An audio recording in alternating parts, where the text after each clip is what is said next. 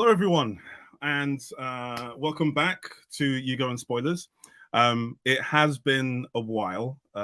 It's been a while since we've done this, but not as long as the last gap. I think that time was about 7 months. Now it's more like 2 months. A couple of months ago, we did a bit of a review of Marvel Phase 4 from the point of view of the Disney Plus shows, right?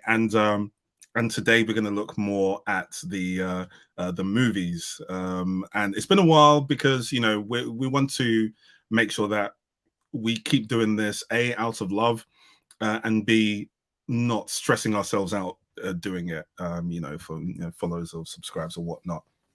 So it's really for us to have fun together. I've been quite busy. A lot of others have been quite busy. So this is an opportunity that we found where we all happen to be free in this timeline. So without further ado, I shall bring in our other critics rather. Hi there, Paul, Alex, Hi. Ryan. Hi. So yeah, welcome back. It's been a while since I've seen you guys, right? Long time no see. Really long time. It's been a hot minute. I know, right? Oh man, here 1 minute, gone the next. So yeah, I know that a lot of people will know who you guys are, but just in case anyone's here for the first time, if you just briefly introduce yourselves and just chat about the kind of things that you cosplay or not cosplay, as the case may be. So, Paul, go ahead. Hi, 6 seasons in a movie. I'm mostly on Instagram. I generally do Marvel cosplays, but I do other weird and wonderful things as well whenever the mood strikes me. But a lot of Bucky and pretty much every white guy in the Marvel universe, which is what I'm currently making at the moment is Ant-Man from the new movie. Whenever anything new comes out, I look and see who can I cosplay from this film. Who is the white guy with sandy brown hair? And that's what I do. So I like doing all sorts of different kinds of cosplays, but I do tend to do mostly Marvel. Oh, nice one. You have done a lot of Marvel cosplays. Like, this is it's a crazy amount. It really is. I think I've done somebody from pretty much every movie and possibly nearly every TV show as well, which is kind of crazy. That is actually really, really impressive. We're gonna have to at some point dig into some of the more obscure ones, like some of the mutant-based ones, to see if he does some of those. Nice one. Thanks there, Paul. And how about yourself, Alex? Just giant cosplays. I've been inactive for a while, probably since pandemic times. Most just because everything that I do is a massive character, which obviously takes time and building time. And when we were in a lockdown, we weren't going out, so I was just like, well, no one's going to see this, so why should I build a Reinhardt armor in my back garden if no one else is going to see it? But looking to getting back into a few things, I have narrowed down my list significantly to actually just massive beasts. I'm looking forward to getting back into that one. Again, most of the Marvel stuff that I've done has either been with a group, but it always needs to be bigger in some way. Challenge yourself that way. Exactly. Once I get myself settled in my new place, I've got a bunch of foam ordered, and I plan to do the big tree man from the first Guardians movie. Yes. Is it going to be a tree man that resides in your home, or one that walks around? Well, I mean, it's probably going to be something that I need to stand up, which is fine, but I don't know how much space that's going to take. But I don't know. I'll figure out a way of folding it somehow. So, actually, I might just put it in the garden. I'll just get polyprops to give me a shit ton that's actually really smart protection, and just keep it really cool. That would be. I would love to see a picture of that. I'm actually quite jealous. I'd love to have a separate space for that kind of thing, food building and whatnot. Make a little Stark workshop. Unfortunately, I live in London, so no, this is the issue. I get that. And how about yourself, Ryan? So Remnant Creates on Instagram. It is a barren wasteland of content now. Everything that was once alive is now dead there. But you can see the preserved corpse of my once cosplay career. So Yeah, it's been a while since I've actually built anything. I started building Thancred from Final Fantasy 14 most recently, but I'm waiting on some stuff to get finished before I can continue with that. And then it's a lot of 3D printing and finishing for that. Hopefully finish it for Cos Expo. Nice. But yeah, like in terms of the big cons now, I just don't really see the point in like and stuff. So yeah, Cos Expo is my one and only having to build for one con a year is quite nice. So yeah, quite relaxing. Yeah, I'm looking forward to Cos Expo. Actually, this is probably the UK one I'm looking forward to the most. Yeah, there should be some cool ones. So yeah, no, I hope we get to see that and do some 3D printing. What is it you do like profession wise? Because I know that's quite. I'm a 3D artist for interior design. So I do a lot of making pretty pictures so people who don't have an internal mind's eye can picture what their place is going to look like prior to, which means that I do a lot of 3D modeling and stuff. So 3D printing is like second. So does that help you do like 3D printing like models? Can you do that as well? Yeah. Oh, cool. Yeah, it's not something that I've done a lot of it in, but the realities of like making it are fundamentally the same. So okay. So I guess you get your creative jollies there as well, like not in the slightest. No, it's very mechanical. I mean, a job is a job is a job. Yeah, I like the very end when the pretty picture comes out, but everything right. Yeah. No, awesome. Yeah, well, so I'm obviously Yugo and Cosplay on Instagram and everywhere else. My Marvel cosplays, I've done a lot, nowhere near as much as Paul over there, but it's in the recent kind of sort of year or two, they've mostly been driven by certain kind of events and things that we're doing, whether it's premieres and whatnot, and those have been really cool. But besides that, Iron Man is the guy I like to do, and lo and behold, he just showed up behind me.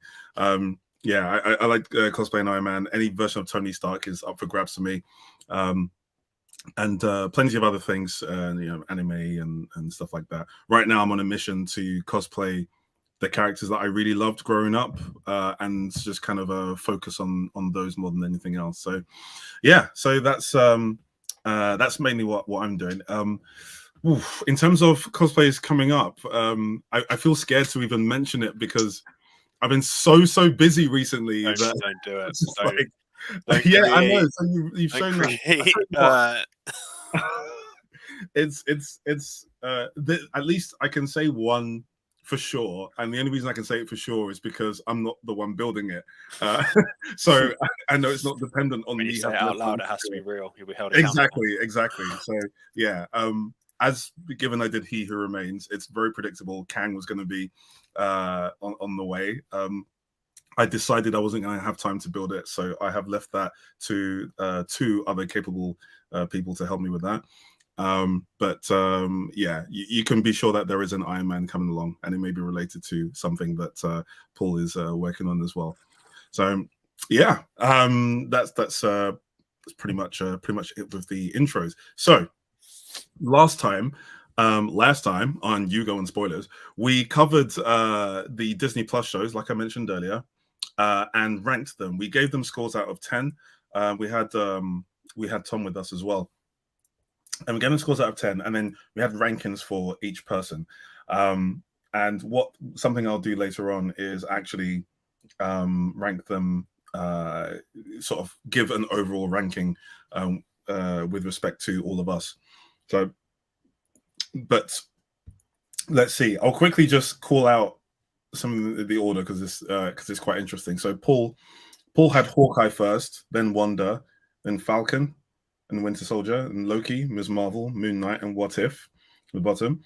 Alex had WandaVision at the top, Loki, Falcon, Winter Soldier, Moon Knight, Hawkeye, Ms. Marvel, and What If. Ryan had made me laugh. I don't know why.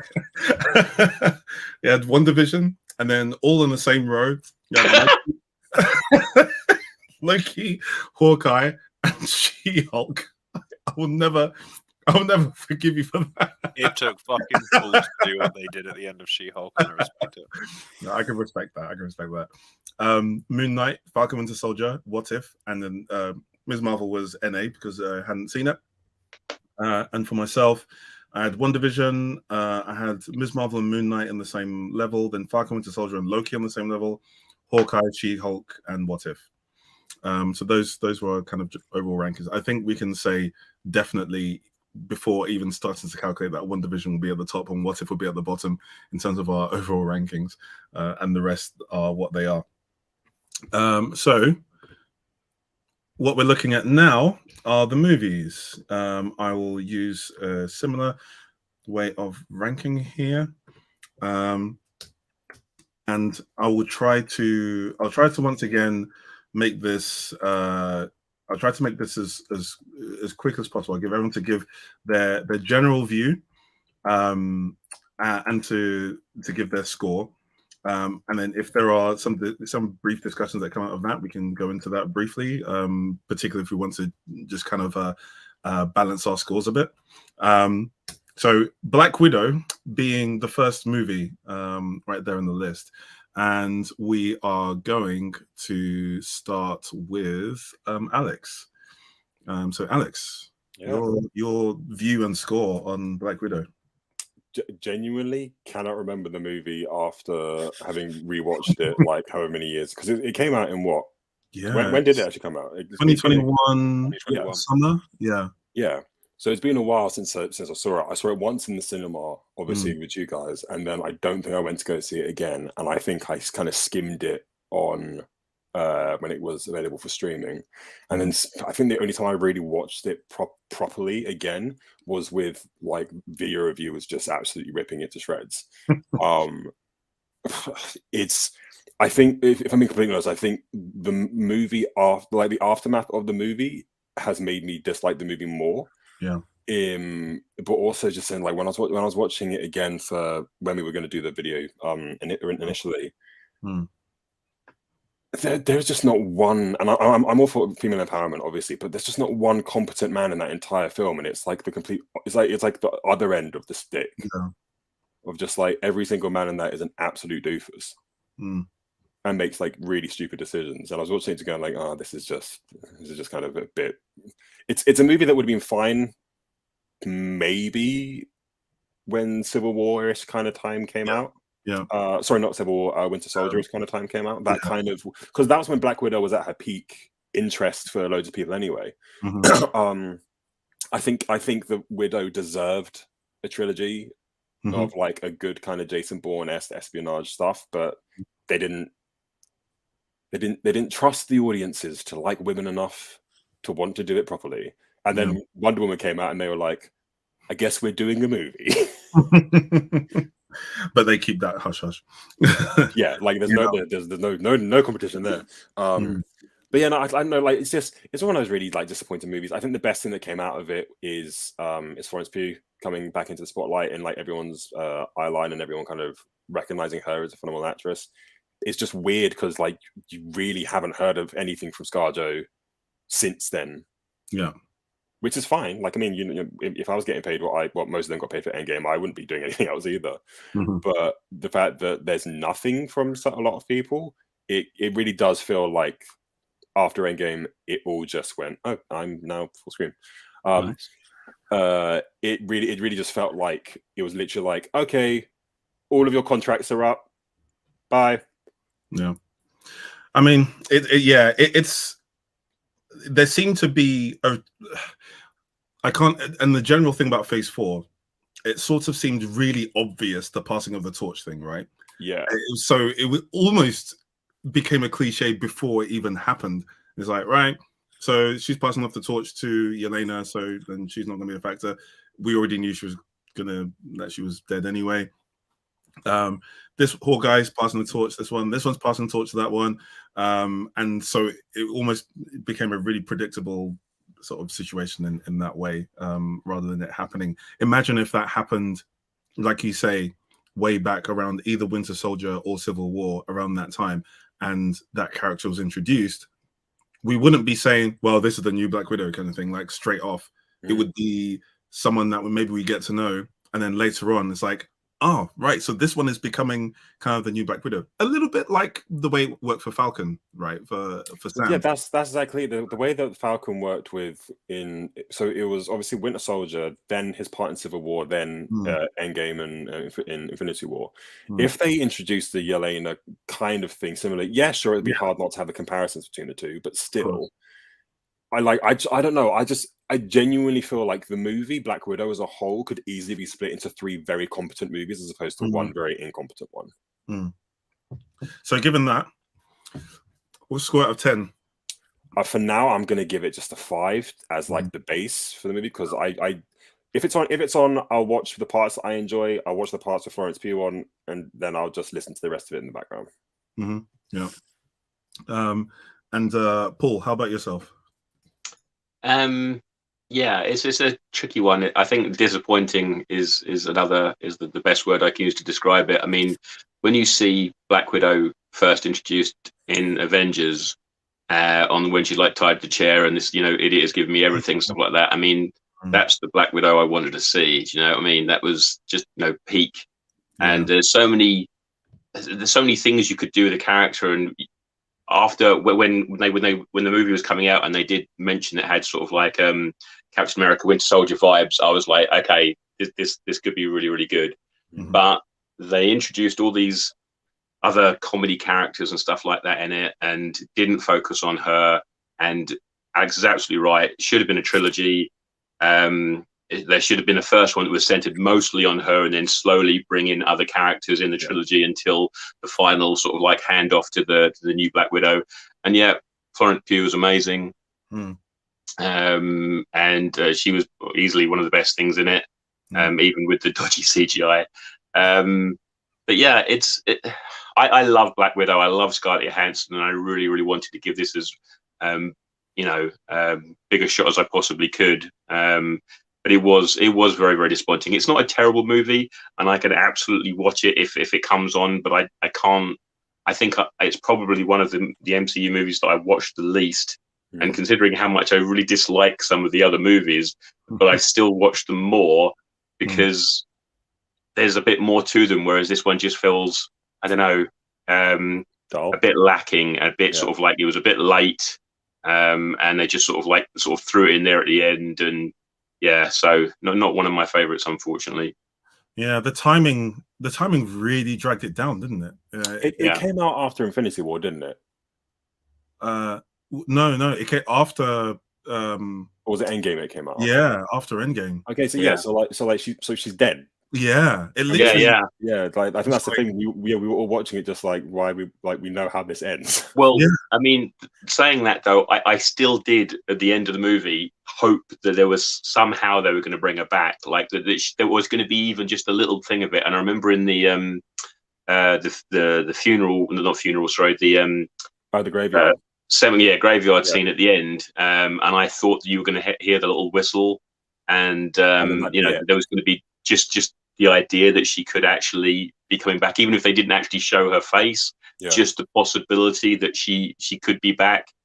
So even though she was 100% definitely dead, I was really, really hoping that they were either going to absolutely 100% bring her back, and this was going to. I think I remember saying at the time that I didn't care how they did it. Could have been Dallas, and she just wakes up in the shower, and I couldn't give a shit.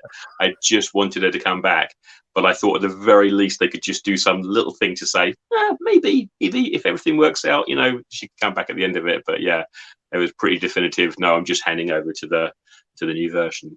Yeah, it made it was non-consequential, right?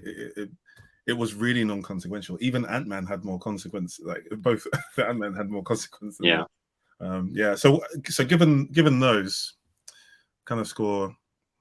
Yeah, well, I reserve the right to change my mind, as Alex said. But I think at the moment, God, it's so difficult because it's like Falcon and Winter Soldier, and I want to give it more because I really like the main character, but it just wasn't a good movie. I think I'd probably go with 5 as well at the moment.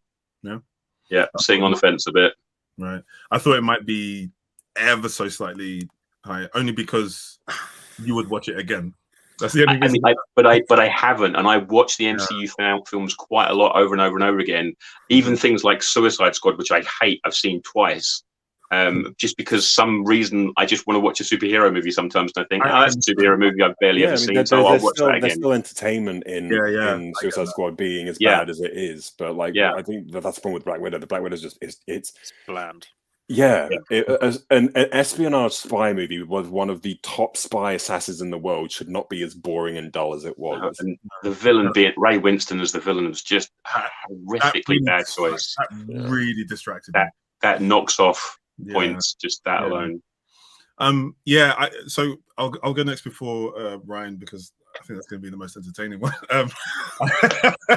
Strap in, everybody. Yeah, given our last, given we actually did a feature on this one, but I remember now it was the premiere, so there is some caveat in there. But I remember at the time I was entertained. Like, we watched it, I was entertained, and there were things there that I was particularly Ray Winston. That was the one that really kind of stuck in my mind at the end, because he was there till almost the end. And the way that Taskmaster was portrayed, those things kind of brought it down. But I was like, I'm sort of entertained, and I could have maybe given it a 7. And then after thinking about it some more and talking about it, and the things that didn't make sense, and even the potential, especially when we talked about the potential of what we went through a few scenarios of how a Black Widow trilogy could be. We gave some plots of like, of a trilogy, and which sounded so much better. Heck, I would have been fine if they just copied elements from Bourne, from Bond or something like that, just straight up copy, and just mix it into the superhero genre. Shang-Chi did that very well with regards to martial arts, right? Yeah. And taking all of that, the typical things. There was nothing there that we hadn't seen before in one way or another from traditional martial arts movies, and then they kind of Marvelified it, if you like. I would have been fine with that. But this, it's the more that critiqued it, it just kept going down and down and down and down. I've had the opportunity to just watch it just as in the background, and I refuse to even do that. It's the potential is what hurts me the most, because I really, really love Black Widow. My favorite iteration is her in the Winter Soldier, in Captain America Winter Soldier. That's my favorite iteration of her. You got to see her on her game. You got to see her vulnerable, and kind of dealing with the morality of it all, and things like that. And then here, there was just kind of all right. There was some cool sort of fighting action and things like that. But if the motive behind it, if it seems pointless, and not to mention the effects, then this is I'm going to say this is a 4 for me for now, because the longevity of that was really bad for me. So, Ryan. Yeah. So the backstory we all needed to that jacket. Yeah, I mean, it came far too late. It should have been a Phase 2 movie. Yeah. And in Phase 2, this might have held up slightly better. But following on from Infinity War and Endgame, and then being like, oh, okay, yeah, here, Black Widow fans, take these scraps off of the floor. Yeah. And then it made me irrationally angry that all of the Black Widow fans were then like, oh, it's the greatest thing I've ever seen. It's like, no, you just like Black Widow. Yeah. Just happened to be in this movie. Which is fair enough. As long as they admit it. So there are movies that I love the characters, and I can admit that the movie kind of sucks, but I love the characters. Yeah, but they never do. Yeah, I know. There is not a single Black Widow fan that will ever admit that the reason why they liked this movie when it first came out was just because they happened to see her in it. Yeah. Yeah, there were just a lot of missed opportunities over and over and over again. Like, the biggest one for me actually is the fact that when I think it was a reviewer that picked up on it, that when Red Guardian fought Taskmaster, Taskmaster wasn't using Cap's fighting style. Yeah. Because they went through the entire movie being like, "Oh, I was the one that was supposed to fight Cap." Mm-hmm. And when he fought Taskmaster, Mm-hmm. he should have had that moveset rather than doing the satisfying thing of having him have that fight against Cap. Yeah. He's using Black Panther moves. Yeah. What? Yeah.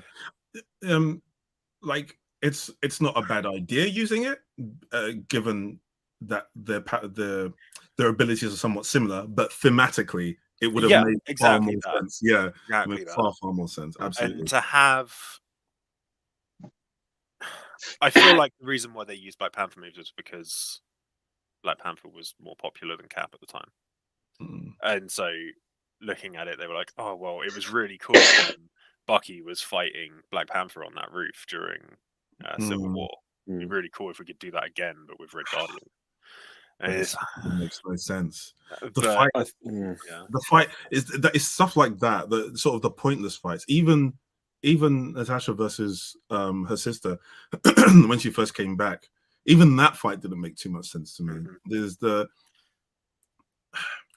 There was so much of why didn't they just do this, or why didn't they just die? The plot only works because the writers needed the plot to move forward. And it's just an awful way to write any story. It was written to, like Paul said, I think it was Paul that said it. Wonder Woman came out. Might have been Alex that said it. Wonder Woman came out, and then they were like, "Oh, well, we need a female-led superhero movie. Who do we have? Oh, well, we have Black Widow, and we haven't done anything with her because we never had Faith before." And so they churned it out, and that's what we got. I mean, we already had Captain Marvel. Like, they didn't need to rush that sort of thing out. Like, man, it's such a shame. But I mean, it's such an easy one to do. You could rush it because she's an incredibly sexy super spy that everybody already knows the character and likes the characters. You don't have to build her up or anything like that. Everybody also has, like, backstory ideas that have been, sewn little along in the other movies and things. So there's so many things you could do, let alone all the comics that you could possibly pick from to do from that. So you could we could churn out a Black Widow movie, I'm pretty sure, between us pretty quickly, and it would be so much better than what we got. The trouble is, I don't think that Marvel, at the time at least, maybe they do now. I could be convinced that they do now.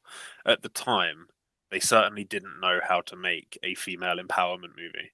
They tried it with Captain Marvel, and they got a fucking montage of her getting up after being pushed down by men. And it was the cheesiest fucking thing in that movie. It was. And so they tried to do it with Black Widow, and they made her seem both hyper competent and completely incompetent at the same time, while making everyone around her stupid, so that she could succeed. I mean, for fuck's sake, the main villain's superpower was pheromones. I refuse to even acknowledge that this thing happened. I'm telling you, that guy, everything about that villain was really disruptive. I remember beforehand when there were musings of a Black Widow movie, and there were other female spy movies. I think there's one with Angelina Jolie, and there's another one. There were a couple out there, and I was thinking, my biggest fear at the time was, they might be too similar to this, because when I watched those, they feel like Black Widow movies, essentially. It's like, this would be a good Black Widow. This would be now I kind of wish that they actually just straight out copied them, because those were better than what we got. So given that, what would you give this? Solely because Yelena is fun to watch, and I'm glad that she is now a mainstay in the MCU. I would give it a 3, but that's pushing it. It's a low 3. That's fair. Sorry, it just makes me laugh. It's like, well, this thing makes it go a bit higher, so I'm going to give it a 3. No one else but Ryan could. Look, 5 is an average movie. This is not an average movie. One redeeming part in it. Oh, it's so funny. I love it. Okay. So let's have you lead off actually on the next one, which is Shang-Chi. So yeah, so this case, I mean, just to like setting the scene, Black Widow was one of the first movies, big blockbuster movies after coming out of the pandemic, right? Yeah. And trying to get people to kind of go into cinemas, even though it didn't last that long before they put it on Disney Plus, and we all know how that drama unfolded. Yeah, and then we got like, I don't know, 2 or 3 months later, and Shang-Chi kind of came out, and I think it probably did a lot to bring more people into the cinema again. Yeah, I'd say so. Yeah, go on. Yeah, I thoroughly enjoyed Shang-Chi. It's not a mind-blowing movie, but it draws a lot from like kung fu movies from when I was a kid, and I fucking loved them when I was a kid. I love them now. Shang-Chi doesn't do anything mind-blowing with the formula, but it keeps it fun. It has like the Marvel flash and polish that all of them have, which make them all kind of look the same. But yeah, final big monster fight was slightly unnecessary, but we also got the fight with the dad, which was cool. Yeah, I mean, and I actually liked the secondary characters quite a bit. I could not tell you for the life of me their names, but I know that I enjoyed watching them while I was watching the movie. Yeah, I don't really have a huge amount to say about it. It didn't really do anything wrong, but it didn't push any boundaries or anything. It was a standard. Well, see, this is the thing, because back in previous phases, this would have been an average movie, but in phase 4, it's one of the best ones. Okay, that's interesting. Okay, so thinking to the other origin movies, you think it would be pretty much around the same? Yeah, I would say so. Okay. But because it's just doing the same thing that the other origin movies did, it doesn't get like Iron Man scores, because Iron Man was doing stuff that's new. But if it came first, it would be really, really cool. Yeah. That being said, it doesn't do anything new with the formula. It's just it's another Marvel movie. There you go. This is a 5. This is average MCU 5. Interesting. Okay. Because it doesn't do anything mind blowing, but it's also not offensive to watch. Like I could watch it again and not think twice about kind of leaving it on. Yeah. Okay, that's interesting. Okay, so Paul, how about yourself? I really enjoyed it. I did, and I've enjoyed it every time I've watched it. It's not a perfect movie. I wasn't crazy about some of the extra characters, but they worked in the movie. They weren't like my favorites or anything like that. I don't know the names either, but Aquafina's character was really good. But if she never ever appeared again, it wouldn't bother me. I'm not desperate for her to appear in the sequel, even though she almost certainly will, because that would be crazy for them not to put her in it. The CGI fight at the end was noticeably unnecessary. It wasn't terrible, but it was very sort of like Disney, and not what you wanted from a martial arts movie. Big CGI dragons. Again, I keep saying this, but at the time, I remember saying that obviously my memory of Shang-Chi from the comics was more spy thriller kind of thing, more sort of like it's seedy underworld, and even characters like Razor Fist, as hilarious as he looks in the comics, was a lot sort of like darker and grittier. And that's the movie that I wanted. And we got a very much a Disney-fied martial arts movie, which it's not terrible, but it's just not really what I wanted from the character. But it is one of those times where, even though it's not what I wanted, I still really enjoyed what we got. It's not an amazing movie if you analyze it, but it's a really fun movie to watch, and you can just enjoy it while you're watching, which I think is pretty important for a movie if you should be enjoying it. So if you really go back and look at it, if you watch one of those movies where they go through all the things that are wrong with it, then you sort of probably be going to yourself, oh yeah, okay, no, yeah, sure, okay, that doesn't make sense really, and blah blah blah. But it had some really good stuff in it. It had some really strong Asian stuff, obviously, which is the first time they've done that in a Marvel movie. People actually speaking, whatever it was, Mandarin, I guess, or what in the movie and subtitles and stuff like that, rather than just having everybody speaking English, which was really cool. But yeah, I'm not desperate for the next one, like other Marvel movies when something new comes out, and I really, really want the next one to come out. This one, I'll absolutely watch it when it comes out, definitely, and I'm sure I'll get really, really excited about it when it comes out. But it's not like I've been, it's been a couple of years now. Where's the next Shang-Chi? When's he going to turn up again? Yeah.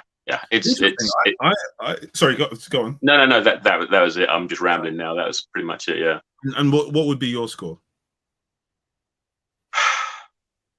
Because I still have a soul. No,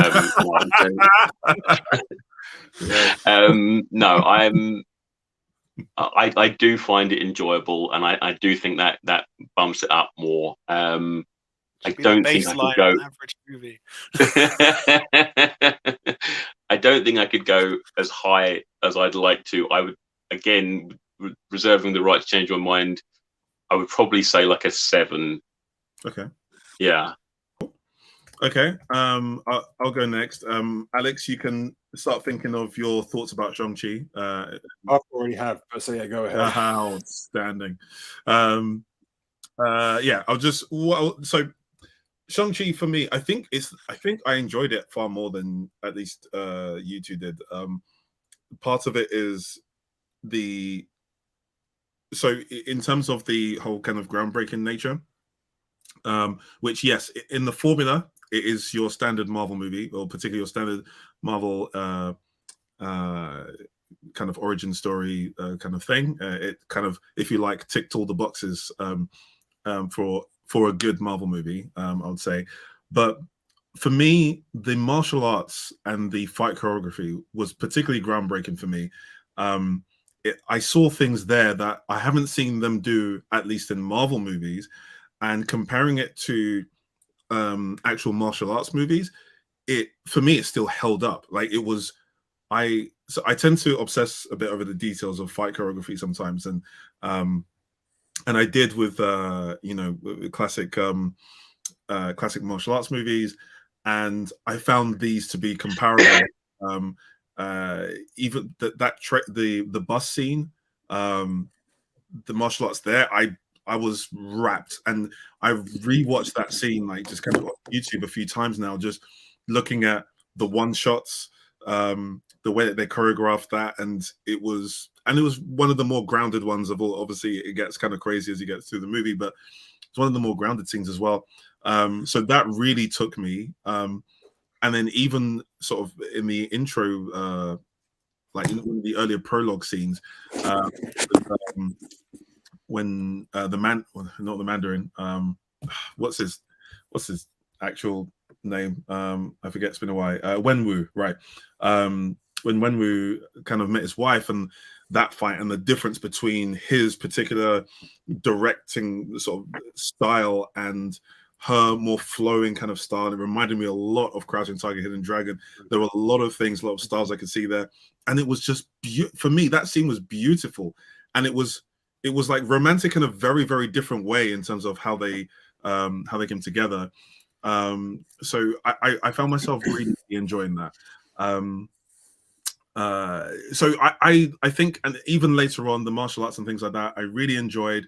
I felt the emotion of the family, the different aspects, favoritism, the way that how vengeful the father became, the love motivation and things like that. There was just a lot of things which I really found myself enjoying, that I could pick out.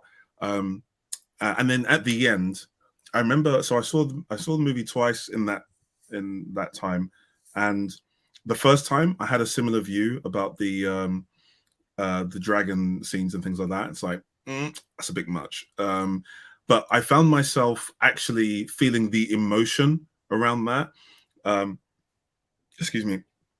I felt some of the stories, the story earlier on coming together, the stories about the dragon and things like that, and him making use of the abilities from his father and the abilities from his mother put together to finally defeat. And it was emotional for me. So I think I found myself actually enjoying it a lot more. I think so. On that, I think I'm actually going to give this one an 8 for this for myself. Yeah. The Katie aspects, that's the Aquafina's character. The Katie aspects were it was funny enough, not too much, but it's still the sort of thing that I look forward to the least. But I am so glad they didn't just make them together, like just put them together. Yeah. They were made for Yeah. That was also a thing that I was very grateful for. But yeah, so Alex, go ahead. I mean, with Shang-Chi, again, it's another one kind of similar to Black Widow. That I think I've actually seen Black Widow one more time than I've seen Shang-Chi again in terms of its entirety. I've watched most of the best parts in terms of like the fight scenes just on like YouTube clips and enjoyed that in like my spare time. The story and stuff I very, very much don't remember. But I think Disney did the one thing which everyone else was trying to do, which is basically make a semi-watchable live-action anime in terms of the last fight scene. It was over the top, it was crazy, but it was the spectacle of it was decent enough, and maybe that was just cinema we saw it in, where it kind of like felt like it was like overwhelming power, leveling up, all that kind of stuff. But I think that the fight choreography and the fight scenes were great, and it reminded me of like old school movies. I think the similarities that I found between the two of them so much in the sense of like Katie and Shang and the rest of it is kind of this. It's like they were teetering on the same kind of dynamic in Rush Hour. Of like the back and forth the two have, but I don't know whether or not it's because they were both Asian and so you didn't have the cultural comedy clash, or whether or not it's just because the two of them didn't have as much chemistry as Jackie and Chris seem to have. But it was like it was just there, and like either directing or acting, whatever it was, just a little bit more salt would have like sliced it up nicely. Yeah, it's a hard comparison because no one really has as much charisma as exactly. Jackie. But I think that I'm going to butcher his name. What's his name? Is it Simlu? Simlu. Yeah. I think from what I've seen in terms of him like doing the promotional stuff and him talking about it, he seemed really excited about it, which was great.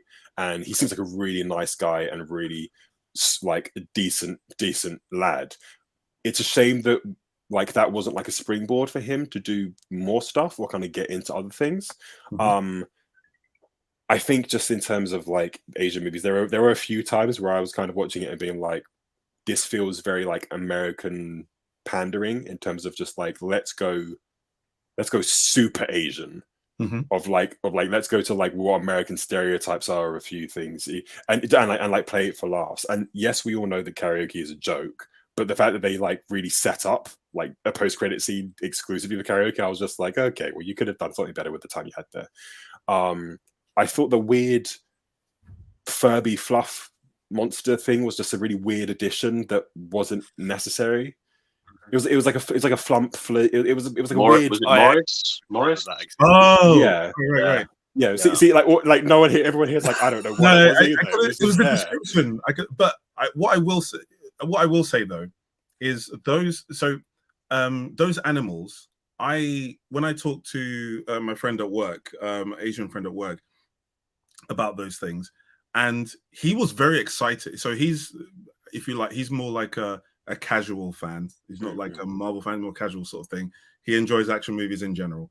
And he said that those animals had such significance to Chinese culture, and he that's the thing. described, yeah, That's and it. It's like, because I like the fact they did that, but it's the way that it was played, I know what especially you with mean. the Flump Like, one. It was just yeah. like, oh, here's a cute thing we can sell at the Disney store for toys, Yeah. and also pander to like American audiences.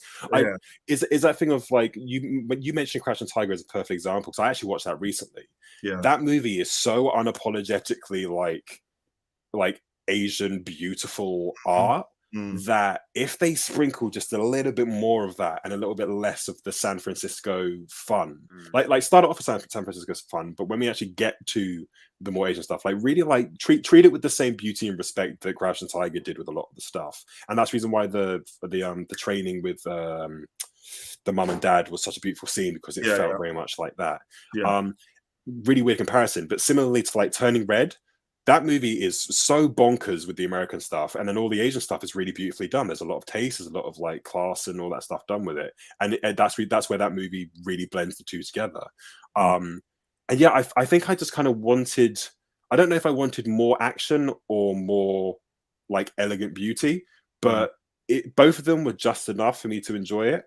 But like I said, I've only really watched the like clips in like 4K on YouTube and had the same enjoyment as remembering the whole story, because I don't actually remember most of the story, if I'm being completely honest. And I think that the movie obviously now, or we assume, has more implications in terms of the 10 rings being something that probably is more connected to Kang.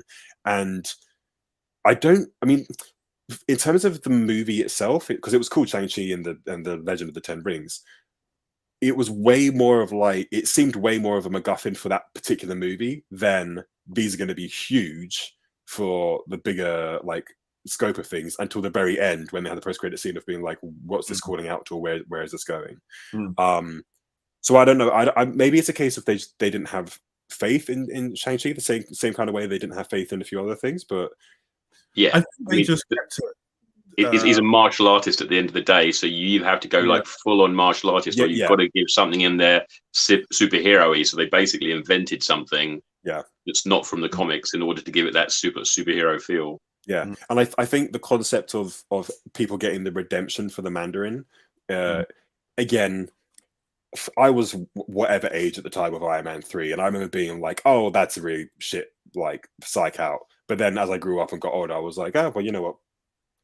Didn't really have any big, like, Mandarin wasn't going to have big implications anyway, so it didn't really matter. Yeah. I know, yeah. But it's also like, what are you going to do with the Mandarin in terms of like, if people wouldn't, and well, I would say, considering that the Phase 4 has been super like comic accurate, don't exactly know if a comic accurate Mandarin would have been the best way to go. Exactly. Yeah, I think so. Some of the things that you mentioned, I think rather than not having faith, I think they tried to still make it its own movie and just have one connection sort of thing. So there's that at the end.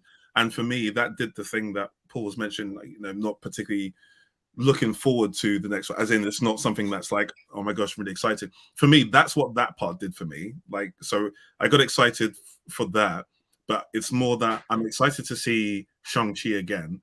And I want to see the kind of martial arts and stuff that I saw there.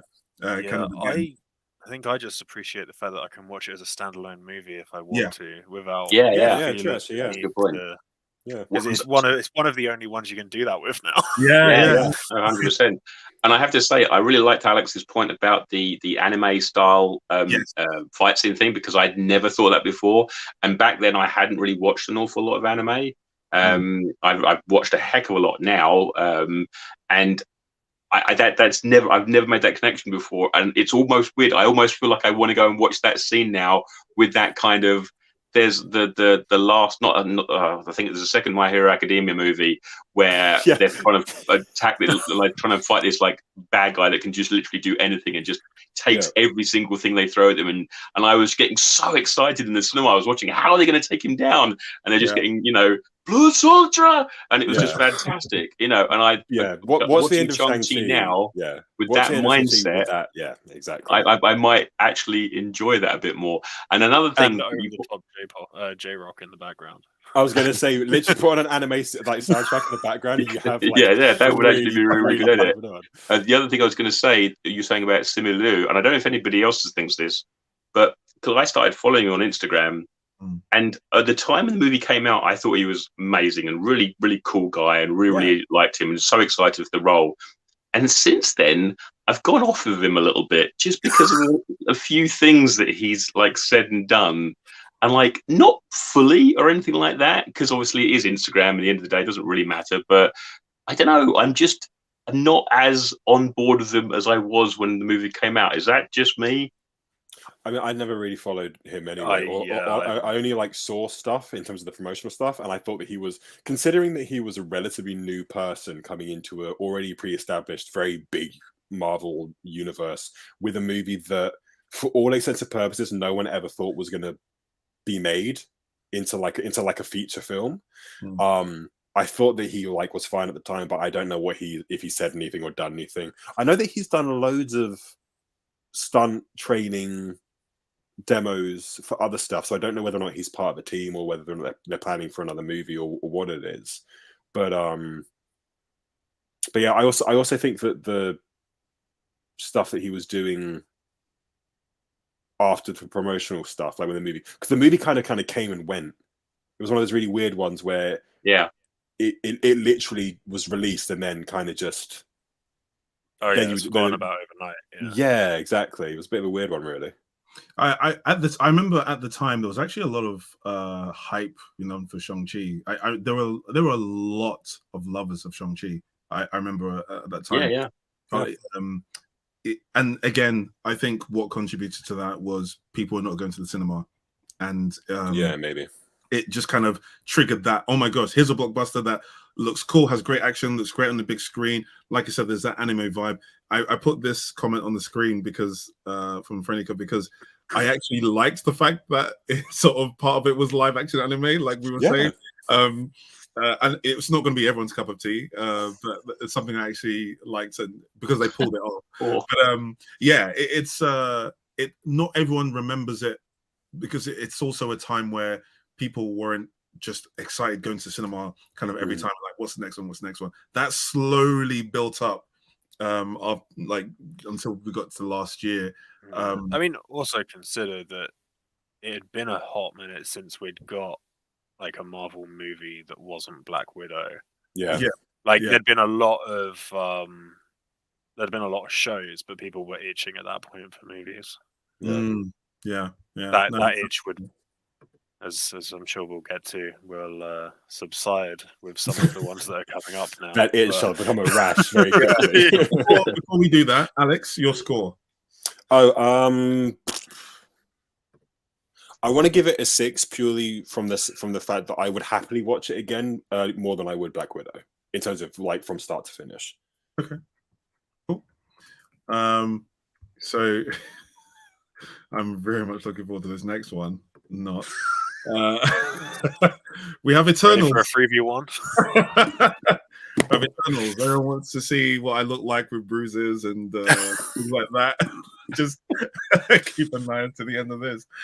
Why don't we just have Ugo say what he thought about it, and then we'll just skip on to the next one. Coincidentally, the Eternals premiere is up from behind me right now. Which is more exciting than the Eternals movie. Which is more, I knew there's already one left jab. I may as well start this.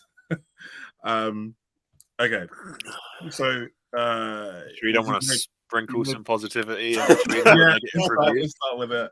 I don't know how much time I'm going to have to give positivity here, but obviously I enjoyed this more than the others here. This is one of those movies that the moment I watched it, I knew it was going to be divisive. I think we could all tell that, to be honest. There were a lot of people who thoroughly enjoyed it, and there are a lot of people who thoroughly hated it. And it was hard for people to think. It took me a couple of watches for me to decide what I actually thought. The easiest way that I described this, especially at the time, is this is Marvel's attempt at DC. As in, it was like very much like a DC or DC EU vibe, but from Marvel's perspective. Jesus Christ, you're right. There's a fucking massive grey monster at the end as well. Yeah. It is like literally just. The style of it it's like Zack Snyder if he wasn't obsessed with slow mo. Or color correction. Sorry. Or color correction. Or color correction. Yeah, exactly. Yeah, or even color correction. It was a beautiful movie to watch. Like I genuinely both the settings, the powers, the way the powers are portrayed, I absolutely loved. And like I say, Makari, the best super speed effects that I've seen in any movie that has that kind of thing, whether it be versions of Superman, versions of the Flash, or Quicksilver, whatever it happens to be. This for me was the most, because as entertaining as the X-Men version of Quicksilver one is, I like when it has a bit more of a realistic take on. We can see what the powers are like in real time. We're able to see how fast she is without having to slow her down. We're kind of seeing it from her point of view, and I really love that. Every time we saw it, her sonic booms, whatever it happens to be. Even the powers portrayed by Icarus and things like those kind of Superman-like powers, and the way that kind of spun around. There were lots of one-take scenes, things like that. The effects and the beauty were, for me, like right up there.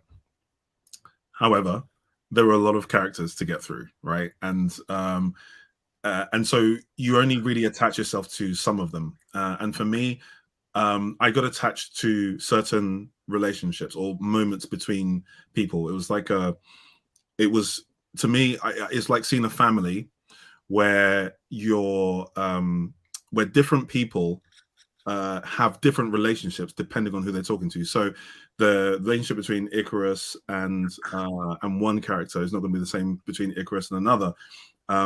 And so on and so forth. It was kind of more realistic in that way, but there wasn't much time to get through them all, and there wasn't much chemistry between some of them. But some of them did have good chemistry, I felt. Gilgamesh and I forget her name now.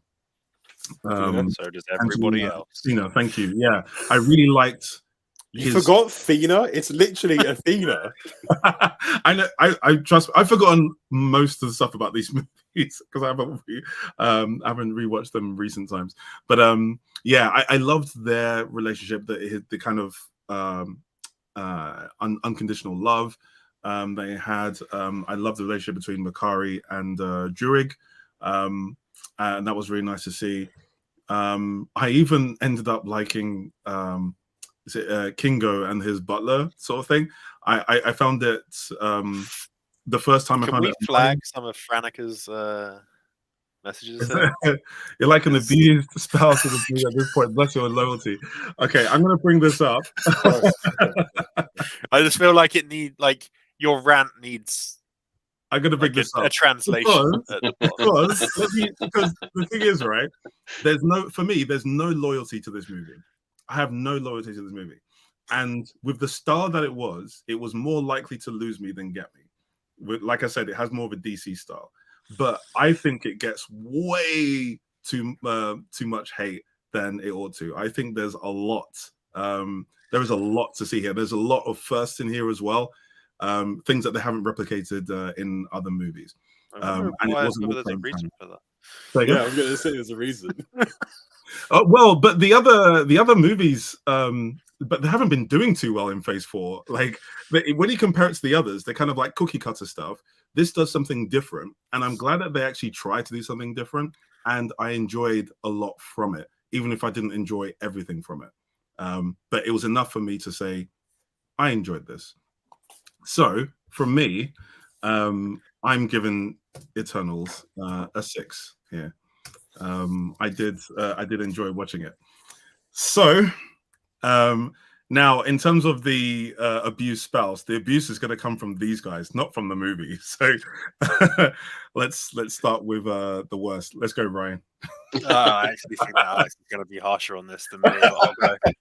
So I have many issues with this movie, like to the extent that when asked what I thought of it at work, I wrote up a Google Docs of all of my problems and just sent him that instead.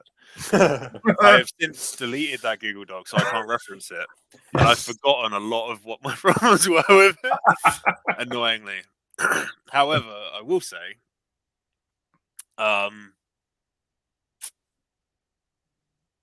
it was very pretty. Like, Yeah, the cinematography was honestly the only redeeming thing for me in it.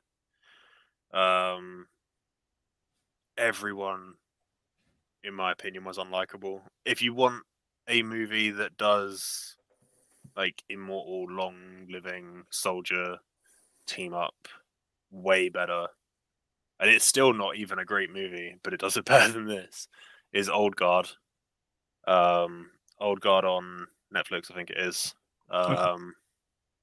Does it way better with like the interconnected like relationships and actually feeling like they're a unit that have known each other for millennia, and it just Is it a handles. series? No, it's a movie. Movie. Yeah, check that out. With what's her name?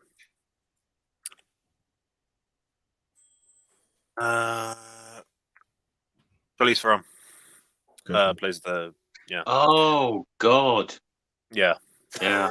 And like I say, it's Shit not movie. even like it's a great movie, but it No. does the relationships way better than Eternals does. Yeah. Okay. And it's surprisingly getting a sequel this year, I believe, which honestly shocked me. Hollywood is out of ideas. Yeah, but yeah, it's just not great. I honestly I can't think of enough succinct criticism to make this even like coherent, because there's nothing that would make me want to rewatch that movie. Even the ending was like, I know we were talking about over the top anime stuff with Shang-Chi, but Eternals literally pulled a giant out of the world and have not referenced it at all since then.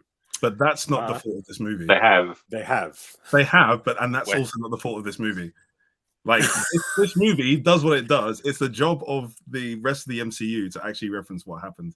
Which Okay, then I need to like deduct like 1, 2, 3 points from every movie. If it makes you feel any better, the reference is literally like a TV screen with the news being like giant coming out of Earth. That's basically like that is the reference. That is the only reference to this movie. Yeah. So there's no reference to it. Also, yeah, same Shang-Chi also hasn't had a reference to the end of what happened there, except for actually that still isn't a reference to what happened at the actual 10 Rings, and we're going to see something, I'm sure. But no. I don't mean like, oh well, they left a stinger in the post credits and they haven't referenced it again. Yeah, I'm like this is a giant coming out of the Earth. Like genuinely, the Earth should not be spinning in the same orbit. Yes. Is my problem. Like they've completely shattered all benefit of the doubt that I can give them in terms of. Like, I still blame other movies. It's just not. Life on Earth shouldn't exist anymore because of the Eternals movie. Well, that was the plan. Comics, though, I mean, you know, you could never read another comic again if you thought like that, really. Remember in Iron Man when they went through painstaking detail in his suit up to show how it would work in real life? I get being like comic accurate and stuff, but that's not the universe that they built. Yeah, we're not there anymore. I mean, dude just snaps his fingers and half people disappear. We're not there. But nanotechnology. But there's a difference between like giving us magic powers and stuff and like implementing them, but we're talking about physics that are established in the universe. And unless there's something to like hand wave away why this doesn't affect physics in the same way, then those physics still exist. I hear what you're saying. I I don't agree with you, but I hear what you're saying. Yeah, I hear what you're saying. No, because we've got to move on to other opinions as well. Yeah, so it gets a free. Yeah. And that's only because it was prettier than Black Widow. Okay. Wait. So. Push Black Widow down to a 2. I'm gonna take that actually. That for me is comfort actually. Sorry, Paul. Sorry. Yeah, I mean, it's fun to mock Ugo for his love of this movie, but at the end of the day, I didn't hate this as much as Ryan did. I I remember back when it was coming out, where Ryan was saying that he appreciated that they'd chosen a different director and they were going in a different way, and it looked very cinematic and it was going to look gorgeous, and obviously he still thinks that, and I thought that too.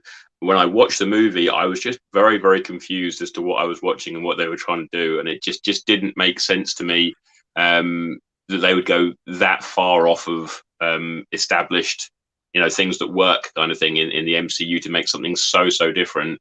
I've watched it several times, again, because I hate myself and I don't have anything else to do. So I watch movies over and over and over again, even bad ones. And I just watched it again recently when we thought we were going to be doing this last week. And I kind of watched it with fresh eyes. I still didn't dislike it as much even before I just recently watched it, but knowing this spoilers for anybody who hasn't seen it. So if you haven't seen it, but knowing that Icarus, sorry, good point. You got spoilers, yeah, sorry. Knowing that Icarus is a villain, or not the villain, but the person behind it all going in, allowed me to sort of like enjoy his character more, because the first couple times around I just didn't like him at all right from the very beginning. Is terribly cast. I mean, it's still, this is the biggest problem I have with Eternals, is that I think it's cast really, really badly. Not that it has bad actors in it, because most of the actors are really, really good, but they just didn't have the right people. They're not people that should be in Angelina Jolie should never be in an MCU movie. She just doesn't work in this universe. And you can tell that from her performance, this weird sort of like alien. This is her idea of what playing a superhero character is like, rather than just an actress who's playing a superhero character. It's like this her interpretation of it, which isn't, it's valid, obviously, it's a choice, but I just don't think it worked. And I think across the board, pretty much, apart from a couple of characters, I really love Barry Keoghan as Druig. I don't think he was necessarily the best actor either for the role, but I really loved what he did with it, and I came to really, really love Druig, and I'm really hyper focused on him whenever he's on the screen. I love everything about his performance in this movie. I love so much him and Makari together. It's such a wonderful, subtle sort of like romance relationship that they have. Another weird thing watching it the second time around, watching it more recently, was how weird it is that I completely forgot that Fastos was in the movie until he turns up. I completely forgot.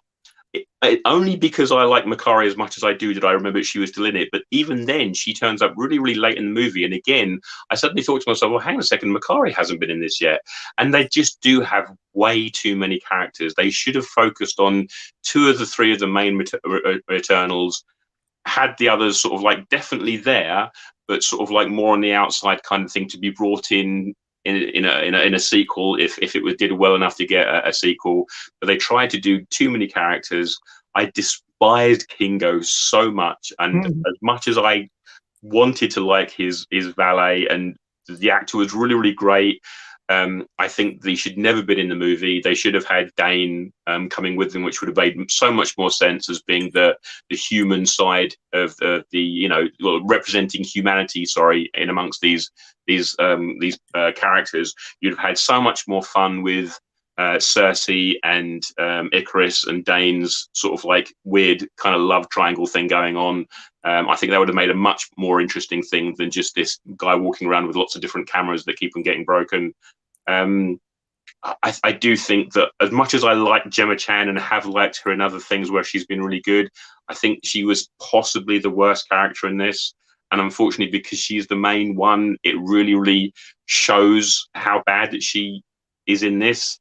I don't like saying people are giving bad performances of things, but she just didn't work in this movie. And again, I think the biggest letdown for this movie for me was the casting. I think you could recast this movie and tell exactly the same story, exactly the same direction, everything else, and it would be so much better with I don't know who. I haven't got I haven't written down a list of all the people who I think would be better, but I think that there is a better movie that could be made with smarter casting. And Marvel does really good casting, right back to the very beginning. I didn't think Robert Downey Jr. had any business playing Tony Stark. It's ridiculous, but now, of course he is. Even Chris Evans, I didn't want him to be Steve, and now I can't think of anybody else playing the role. And that just doesn't work with Eternals. Most of them, are quite forgettable performances that could be replaced by somebody else, and I wouldn't be bothered at all. So, yeah, I can still watch it. I still love the fact that they finally introduced Black Knight, finally introduced a British, even though he's not British in the comics, superhero character. I'm desperate for him to turn up again in something else, and it's probably going to be ages until he does. But I can enjoy Eternals just for the few bits and pieces in it, and obviously the end credit sequence, which was amazing. I love Drakari with all my heart. I adore the two of them, and so for that reason, I can watch it. And sorry, I will wrap this up. Watching it again recently with fresh eyes and realizing that, knowing what happens going in, I was able to enjoy the movie as a whole a lot easier. I watched it with a friend of mine maybe a year or so ago, and we got about halfway through and she couldn't watch anymore. She just said, "This is terrible." And I was like, "Yeah, all right, fair enough." And I didn't bother carrying on watching it. But yeah, going back and watching it again, I actually kind of liked it, I have to say. Not that I didn't hate it the first time. I just thought that it didn't accomplish the goal that it set out to do. So yeah, sorry, I've rambled on a bit too much. So no, that was, and interesting enough. So I remember that before when we talked about this, and I was trying to convince you guys to just like to watch it one more time and to just look at it a bit differently, because I remember having a weird the first time I watched it, not knowing just what I felt. I didn't even know what I felt about it. And then when I watched it again, it was kind of with fresh eyes, and it was I was able to kind of enjoy it from what it is. I do agree that changing the cast would probably made a massive amount of difference as well. I can't say that, right, this person is definitely this person, right? As in, this actor is Druig, and that's who he is, or this one is McCarthy.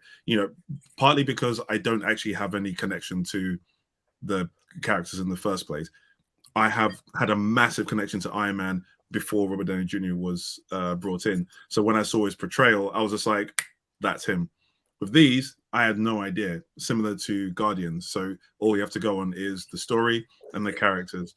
And it was weaker on both, but I find myself still enjoying something fresh. I think I just liked not having a typical Marvel movie. But yeah, so with those views, what's your score? I think a 6. 6. Yeah. Woohoo! Another one.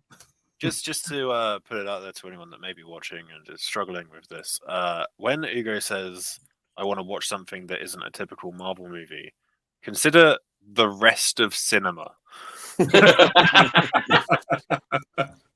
But still a superhero movie. Only superhero movie that isn't like the rest. Yeah, it's like I said, it's DC in Marvel colors, or the other way around. So mean. So mean. I'm happy taking it. I'm happy taking it. I have the movies which I like, which most don't, and the other way around, where a lot of people like it, but hate it. Right, yeah. I was prepared for this bruising. So now I'm ready for Alex. Go on. I'm going to take my sweet time with this one. Because what you guys are saying, I'm just like, I don't personally. So this is my first thing, right? When it came out, after the movie came out, everyone was like, "Oh, Makari's the best thing. I really love Makari. Makari's great." Fantastic. The best thing about a Marvel movie is the deaf character who doesn't say a single word. Fantastic. That's great thing number one. These signs. Number two is the fact that both of you who like to have said, watching, and these are your words, not mine. Watching it a second time, I knew what to play going in. So basically, you're like, I enjoyed it more the second time because I knew it was shit because of the first time I not watched what I it. said. It took about 5 times for me to get to that point. Actually, But that's what I'm saying. Is the fact is what you're saying is that the second time you watched it with a new like concept because you knew that it was bad or it wasn't great from a previous watch. No. My exact words were the first time I wasn't sure what to think about it. I said, yeah, what to think about and it? like the second or third time, I actually disliked it even more.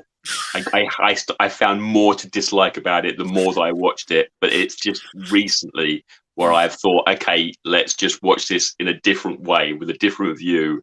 And that's like a kidnapped victim. I was going to say no. I fully understand that. You know, I've got a lot of friends who have gone back to really abusive boyfriends, and they just said, like, you know, maybe this time he'll change. Fair enough. Let me tell you an example. Let me show you one quick example of the thing that you're saying, because I know what you're saying. The Dark Knight Rises, right? When I watched it the first time, I felt this is actually bad. I felt it was bad, but maybe I can enjoy it the second time around, knowing that this thing is bad. All I did was notice more and more things that were bad. Like I couldn't just watch it for enjoyment. But this one, there were things that I really liked. So there's something bothering me about it as well. And I wasn't sure how I'm supposed to take it. Watching it the second time round, I found things that I missed the first time that helped me to enjoy it better the second time around. So that is a very different sort of situation for me, anyway. Well, that's literally only my comments on the comments that you guys just made. In terms of the actual movie, the movie performed the cardinal sin of I fell asleep during it in the cinema. Like and this is also what's pissed me off about it too, is the fact that I had Limitless, so I had free Odeon ticket, and I paid for a fucking scene seat. So I was like, it's a Marvel movie, and because the trailer looked gorgeous, the trailer looked beautiful, and I was like, this might be a nice cinematic experience. So let me get into a nice comfortable seat for a nice 2.5 hour movie and watch this. I fell asleep during it. I tried watching it again in my own time, and I was like, I'm not going to fall asleep because first thing in the morning, I fell asleep again. the movie is better for me than like serotonin at the moment or melatonin, whatever the sleeping thing is. I think it's a really dull, boring movie. Sure, it looks pretty, but so do screensavers on an Apple TV. If there's nothing there that makes me want to go for it, I'm not going to go for it. I think that all of the cast, all the cast are really. I've never seen a cast physically look to the side of the camera expecting their paycheck more than this movie. Like, no one was really trying, probably apart from Makari and maybe Druig. Actually, no, I would say Druig, Makari, and potentially Sprite, but also because I think Sprite is really interesting wasted potential in terms of the concept of like the immortal child who is forced as a child. I think that's really interesting. Yeah. I think Eternals would have worked way better as a TV series, and then I think Moon Knight would have potentially worked better as a movie. In terms of like, if I was going to rearrange, like there's like a parallel version somewhere out there with that, and I think it's pretty better. What if? Yeah, there's a what if, yeah. But I also one of the things that kind of annoyed me is the fact that like I'm not a huge Madden fan. Like, I don't think he's a phenomenal actor, whatever. But in my head, I was always like, oh, I can kind of see him playing a kind of Scott Summers role in the live action X-Men movies if they do it, because he's kind of got that very like chiseled jaw, but also he we saw in Game of Thrones do like the leader role and the good guy kind of very. Let's face it, it's like Cyclops for most how he's written is very much the Harvard kid, the boy who just kind of follows rules, whatever. And then in this movie, he's kind of got that role of just that leader. But I don't know whether or not it's because Boys and Invincible had also come out at similar times, or at least established at similar times. The whole concept of like the Superman gone bad vibe had already been seen and done better. Like like Homelander is fucking phenomenal. Omni-Man is absolutely incredible. But both of those are phenomenal for two very different reasons. And one of them is really phenomenal because of the voice, like the voice acting that comes from it, as well as the animation. And Icarus in this is just like, it's just wet tissue paper. It's just like absolutely useless. Nothing is really, he doesn't get to do anything cool. I think the Kingo is comic relief in a really unnecessary role. Like we don't need your gimmick to be you're the funny Indian man. Like, we don't need that to be your gimmick. I loved the concept of him being like a descendant of himself in the Bollywood scene, because that to me, I think, is just hilarious. I think that's a great concept. Like, if someone's a vampire, I can imagine doing the exact same thing. I didn't hate the chaperone camera guy. I hated how much they used it. Yeah. It's the rule of thumb of like, jokes funny once, twice, third time forward, you're kind of pushing it. The biggest problem with the movie itself as like a story element is that its whole exists like Infinity War was bad. Wipe out half the universe is awful. This movie is like, cool, we're going to destroy the entire planet, and we need to try and stop that because we've set a celestial seed into the earth for you to guard, but we want you to make sure the people like populate so that it has more power to feed off of, but don't interfere with the people. And then you add things like Druig being like, cool, I don't like war, and I have the power to control people. Why would I not just stop war? Yeah, Fastos being like, cool, I'm showing them how to make the wheel, how to do rocket stuff. Oh, I created an atomic bomb. It's like even though he didn't know what the Eternals were there for, the fact that this man developed something that destroyed a huge part of the population, and then like the Celestials didn't say or do anything, and they were kind of like, oh well, that's a bit of a hiccup, whatever.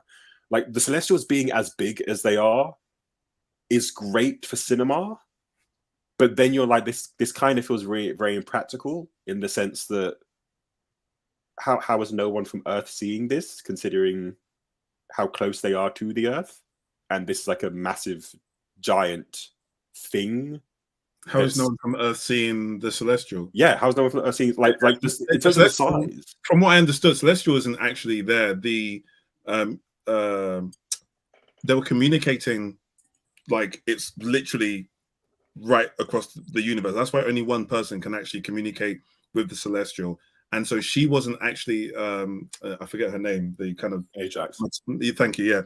Yeah. She. Don't ask me how I fucking remembered that. That literally. Yeah, I'm actually shocked. My brain just went like, vroom, and I was like, oh, okay, cool. Rolodex of hate is there somewhere. But yeah, so she had that. I've forgotten what that kind of orb thing was. She was able to communicate, kind of, if you like, commune with it. And then that went to Gemma Chan's character, and then she was able to do it. So the Celestial was never actually there in front of her.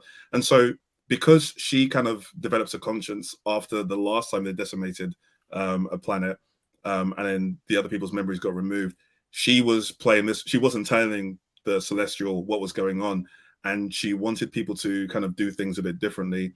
And they started getting consciences. They wanted to actually help, finding that it's actually making more problems. So they then became more of a recluse, and they went into she told them to go get lives, just forget about everything and whatnot. That's what I understood. But yeah, the bit is the one thing that I haven't yet got an idea for, and this goes for all of Phase 4, is timelines. I don't know when things happen. Well, that's the thing. It's like what happens in the Eternals doesn't seem. It just doesn't matter. It doesn't seem like. To Paul's point, the most exciting thing that comes out of it is a dude getting a sword at the end, because it leads to something cooler later. And in terms of this slot, if they were going to do, if I had this argument of doing like a really out there, different to the norm kind of movie, do Midnight Suns. Do a Midnight Suns movie in the place of the Eternals movie. You go completely balls to the wall out there, because the Eternals doesn't have any impact on anything, whereas at least Midnight Suns would have some interest and shit going on with it. Also, but the not having impact, I think, is also. I think some people have that as an argument, which is good, and some have it as bad. So a lot of people want the connection to the Marvel, and then other people actually like when you can watch a movie by itself, not connected to other things. Being able to get it just within that universe. So I think within itself, I'm okay with it just being self-sustaining until it does. But that's the problem, though, is that this isn't self-contained, because, like Ryan said, it's literally like the concept of it being planet destroying is in itself affecting everything else, because every other movie and thing that has come after doesn't know how close they got to literally being evaporated off the face So of the earth. exactly, we don't know which ones came after because we have no idea of the timeline, and those things are things that come apart from the movie. In terms of the things affecting the movie itself, it's kind of self-contained. Just like Shang-Chi, it's kind of self-contained, but yes, but I don't think fighting dragons in China has the same impact of a giant coming out of the earth. Well, it wasn't even in China; it was in the pocket dimension, right? Yeah, that fight was actually in the pocket dimension. Yeah. But what I mean is the stuff that happens there. What you need to know before watching Shang-Chi, at most, you don't have to know. But Trevor Slattery and stuff like that, you don't have to know them. You can still enjoy it. Same thing with Eternals. Now, what happens as a result has to be dealt with by other movies eventually. When we have an idea of what the timeline is, there might be connections to Kang. But there's apparently in the trailer for Quantumania, some of the symbols look like some of the symbols from the Eternals, for example. There may be connections later.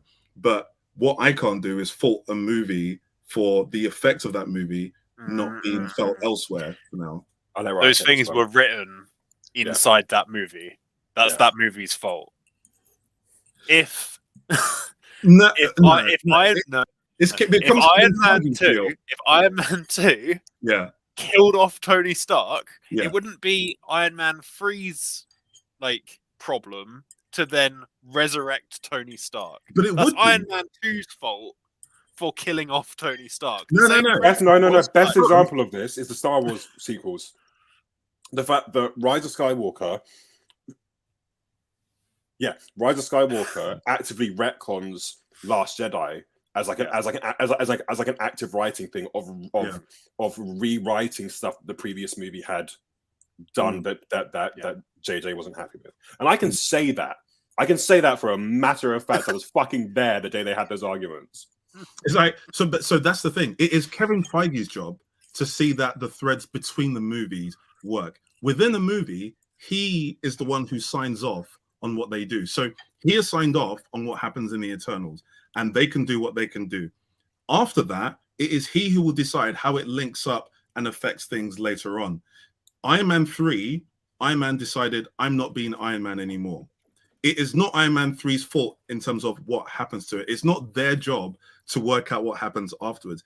Kevin Feige signed it off because he has decided in whatever directive that any further director has in future movies that has him, they have to deal with this thread, and he will make that one of their things. So that's why in Civil War, he talks about the fact that he initially gave up, and et cetera, et cetera, et cetera.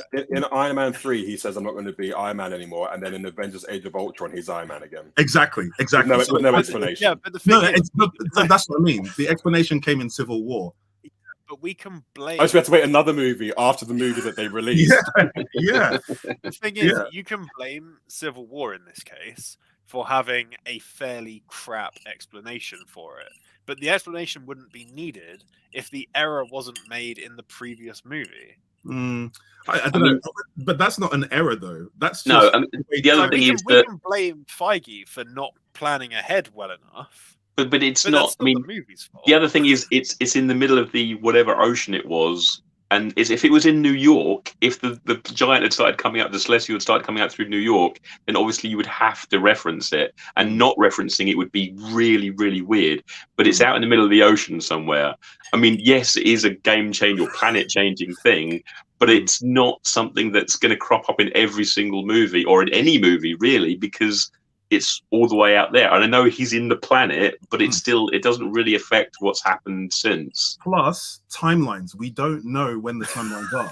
This is the thing. I'm making a meme. It did exist. Aliens guy. It did happen. There's an example before. There's many examples before, right? When Iron Man 3 happened and we just saw him in Age of Ultron, we are all wondering, how come he's still being Iron Man? How come he has suits? We watch it, and we just like, same thing whether you're reading the books or reading comics, you're watching it, and then later on, there is an explanation that makes you understand, oh, okay, so this is why, and then he got back, and then he broke up with Pepper because she expected him to quit, etc., right? Same thing with the events of Thor: The Dark World. I know not a lot of people's favorites, but the events of Thor: Dark World was also pretty that was pretty massive, right? There was a lot of stuff. Again, that's something which I expected to be called out and talked about, and it was only until later before they addressed some of the things there. I don't expect them to, the movie after, explain exactly what happened there. I expect some threads to last until a certain point. Red Skull, for example, or whatever it happens to be. Some of them might not work. Some of them might be, that's kind of lame.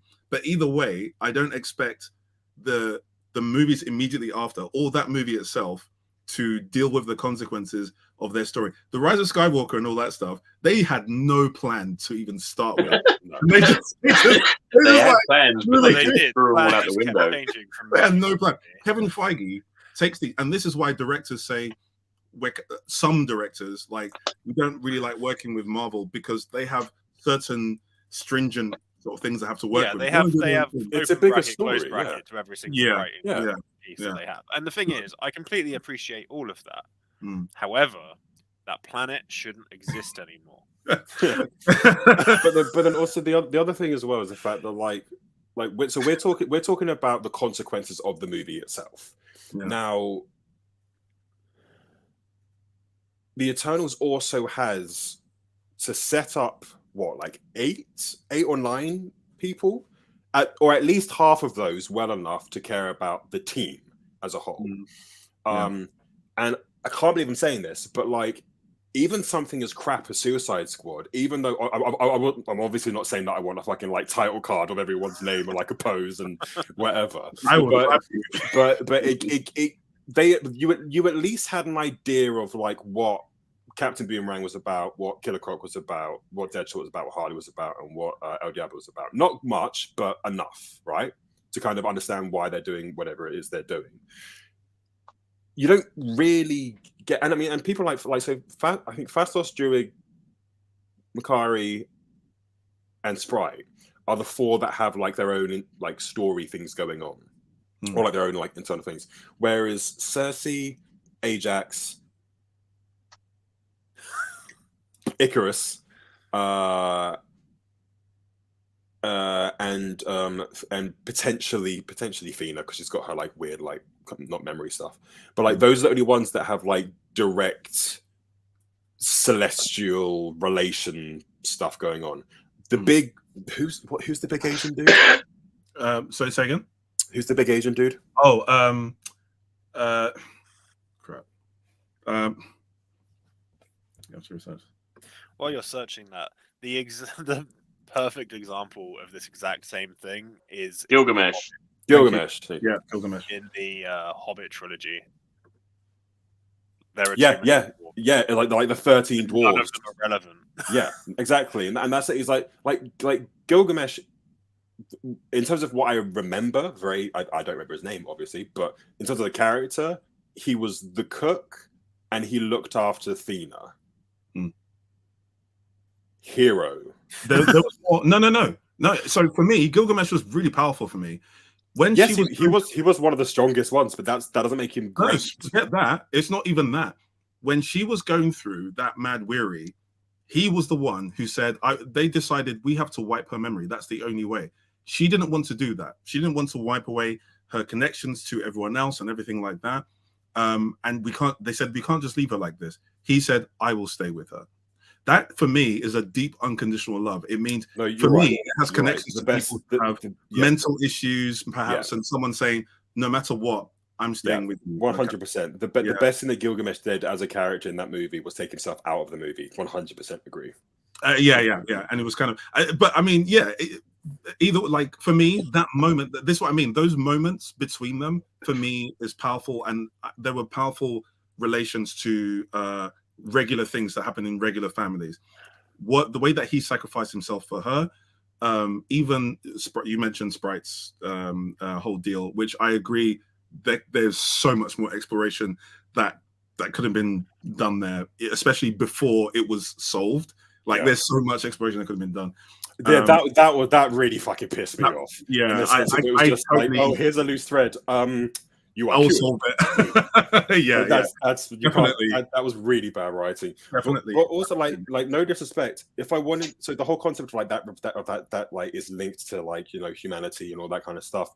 Sure, make it a show. Give everyone like their own episode of I what agree they're with like, that as well. and then bring it together. Yeah. But in a movie that I'm gonna go like if I'm going to the cinema to watch a blockbuster movie, which this is advertised as, I don't want to see normal people. Like I don't want to, like I want to go and watch I want to watch a spectacle.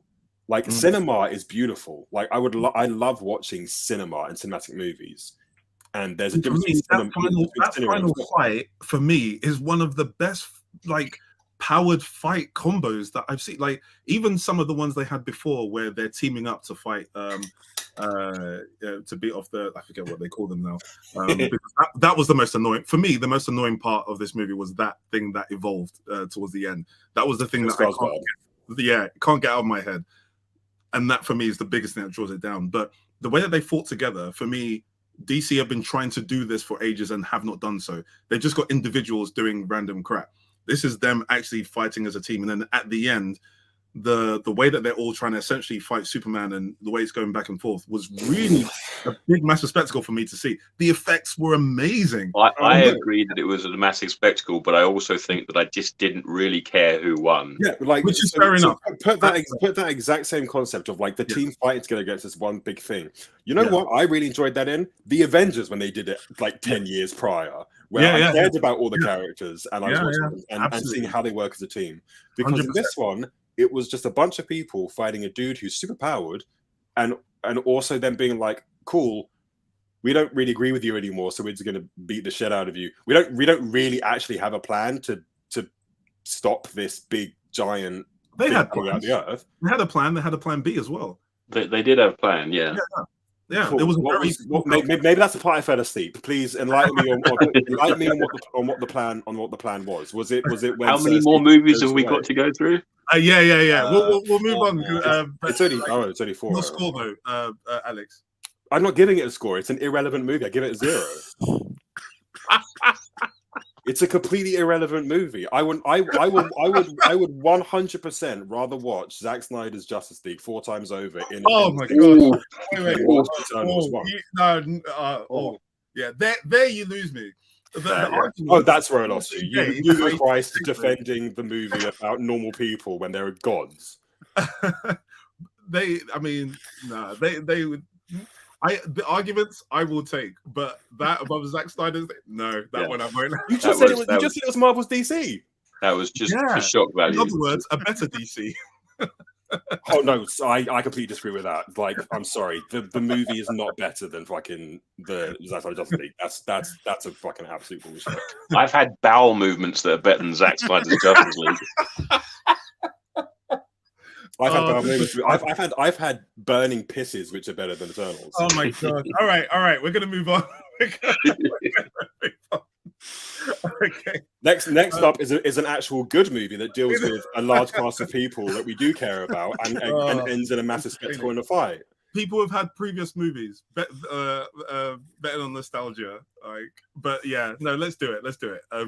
Spider-Man: No Way Home. That was so entertaining. No Way Home. Let's start with you, Paul. No Way Home. Sorry, yes. No Way Home. Sorry, yes. Yeah, I mean, this is. I don't know. I don't know even how to put my thoughts on this. Spider-Man is my favorite comic character. Always has been. Always will be. He's never been quite right in the MCU or in any of the previous movies.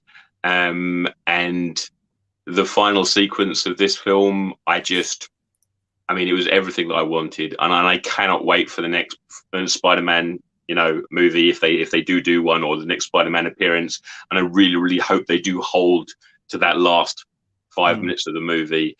Not even 5 minutes. As I've said again many times beforehand, I didn't care about the other characters from other universes. I didn't really want them to be in it. But they handled it incredibly well. It's not a perfect movie. It's a very silly movie in a lot of ways.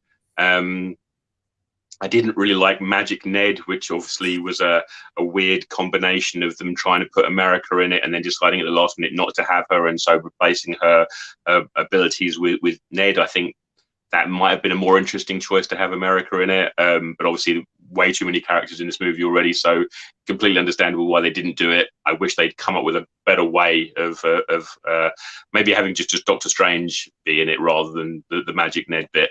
But oh my god, yeah, as Ugo knows, Andrew Garfield, he deserved more, and this was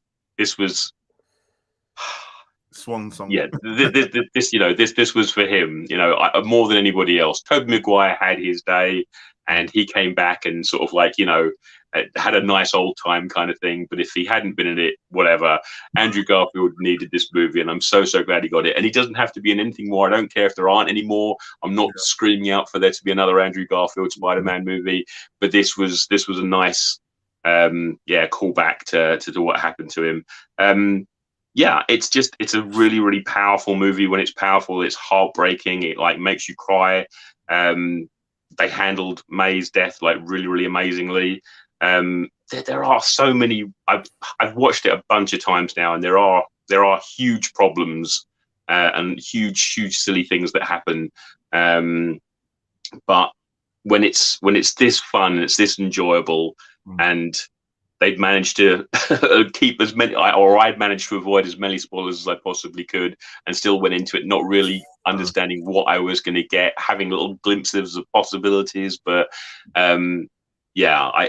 I can watch this movie and still be excited as the first time that I watched it, which doesn't happen very often. I don't. It's not one that I watch again and again and again because it's not that kind of movie. I don't think anyway.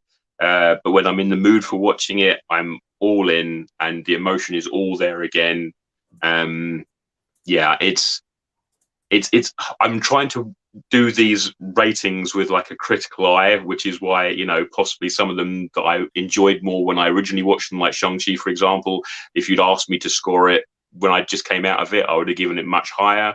But now looking back on it, I'm trying to sort of like be a bit more critical of it.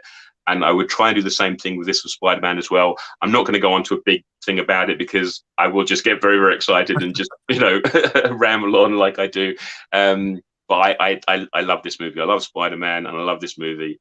As far as rating goes, I think I'm going to say 9. I'm going to say 9. Yeah. Nice one. So One Division levels. Even. Yeah. Well, for you guys, yeah. I'm going a little bit quicker now. So Ryan. So it was. Let's be real. It was nostalgia bait for everyone our age. Yeah. I thoroughly enjoyed it when I first saw it. I thoroughly enjoyed it the second time I saw it. I thoroughly enjoyed it the third time I saw it. But yeah, it's nostalgia bait. If I hadn't grown up watching the Tobey Maguire Spider-Man and the Andrew Garfield Spider-Man movies, it wouldn't have hit the same way at all.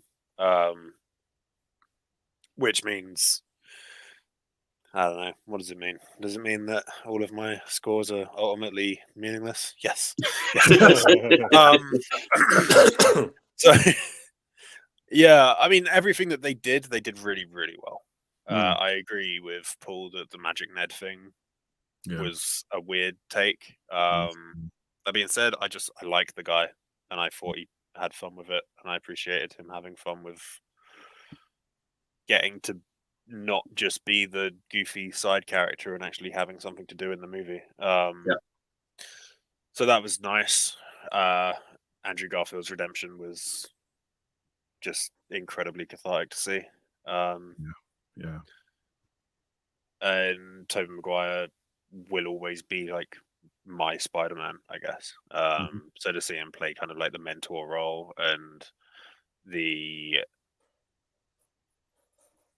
moment at the end where Tom Holland was like losing it and him getting to kind of be the person that had kind of been there and been through it, that sort of stuff. Was really, really nice, and it was a good throwback, and everything that they did was handled really tastefully, I think. There wasn't anything that was like egregiously, remember this bit from this movie? There was only one moment of that, which was obviously the catch, and that was handled well. Yeah, that being, I'm grading all of these based on like all films, not just MCU scores. MCU scores, this gets like a 9, almost a 10. Like it's one of,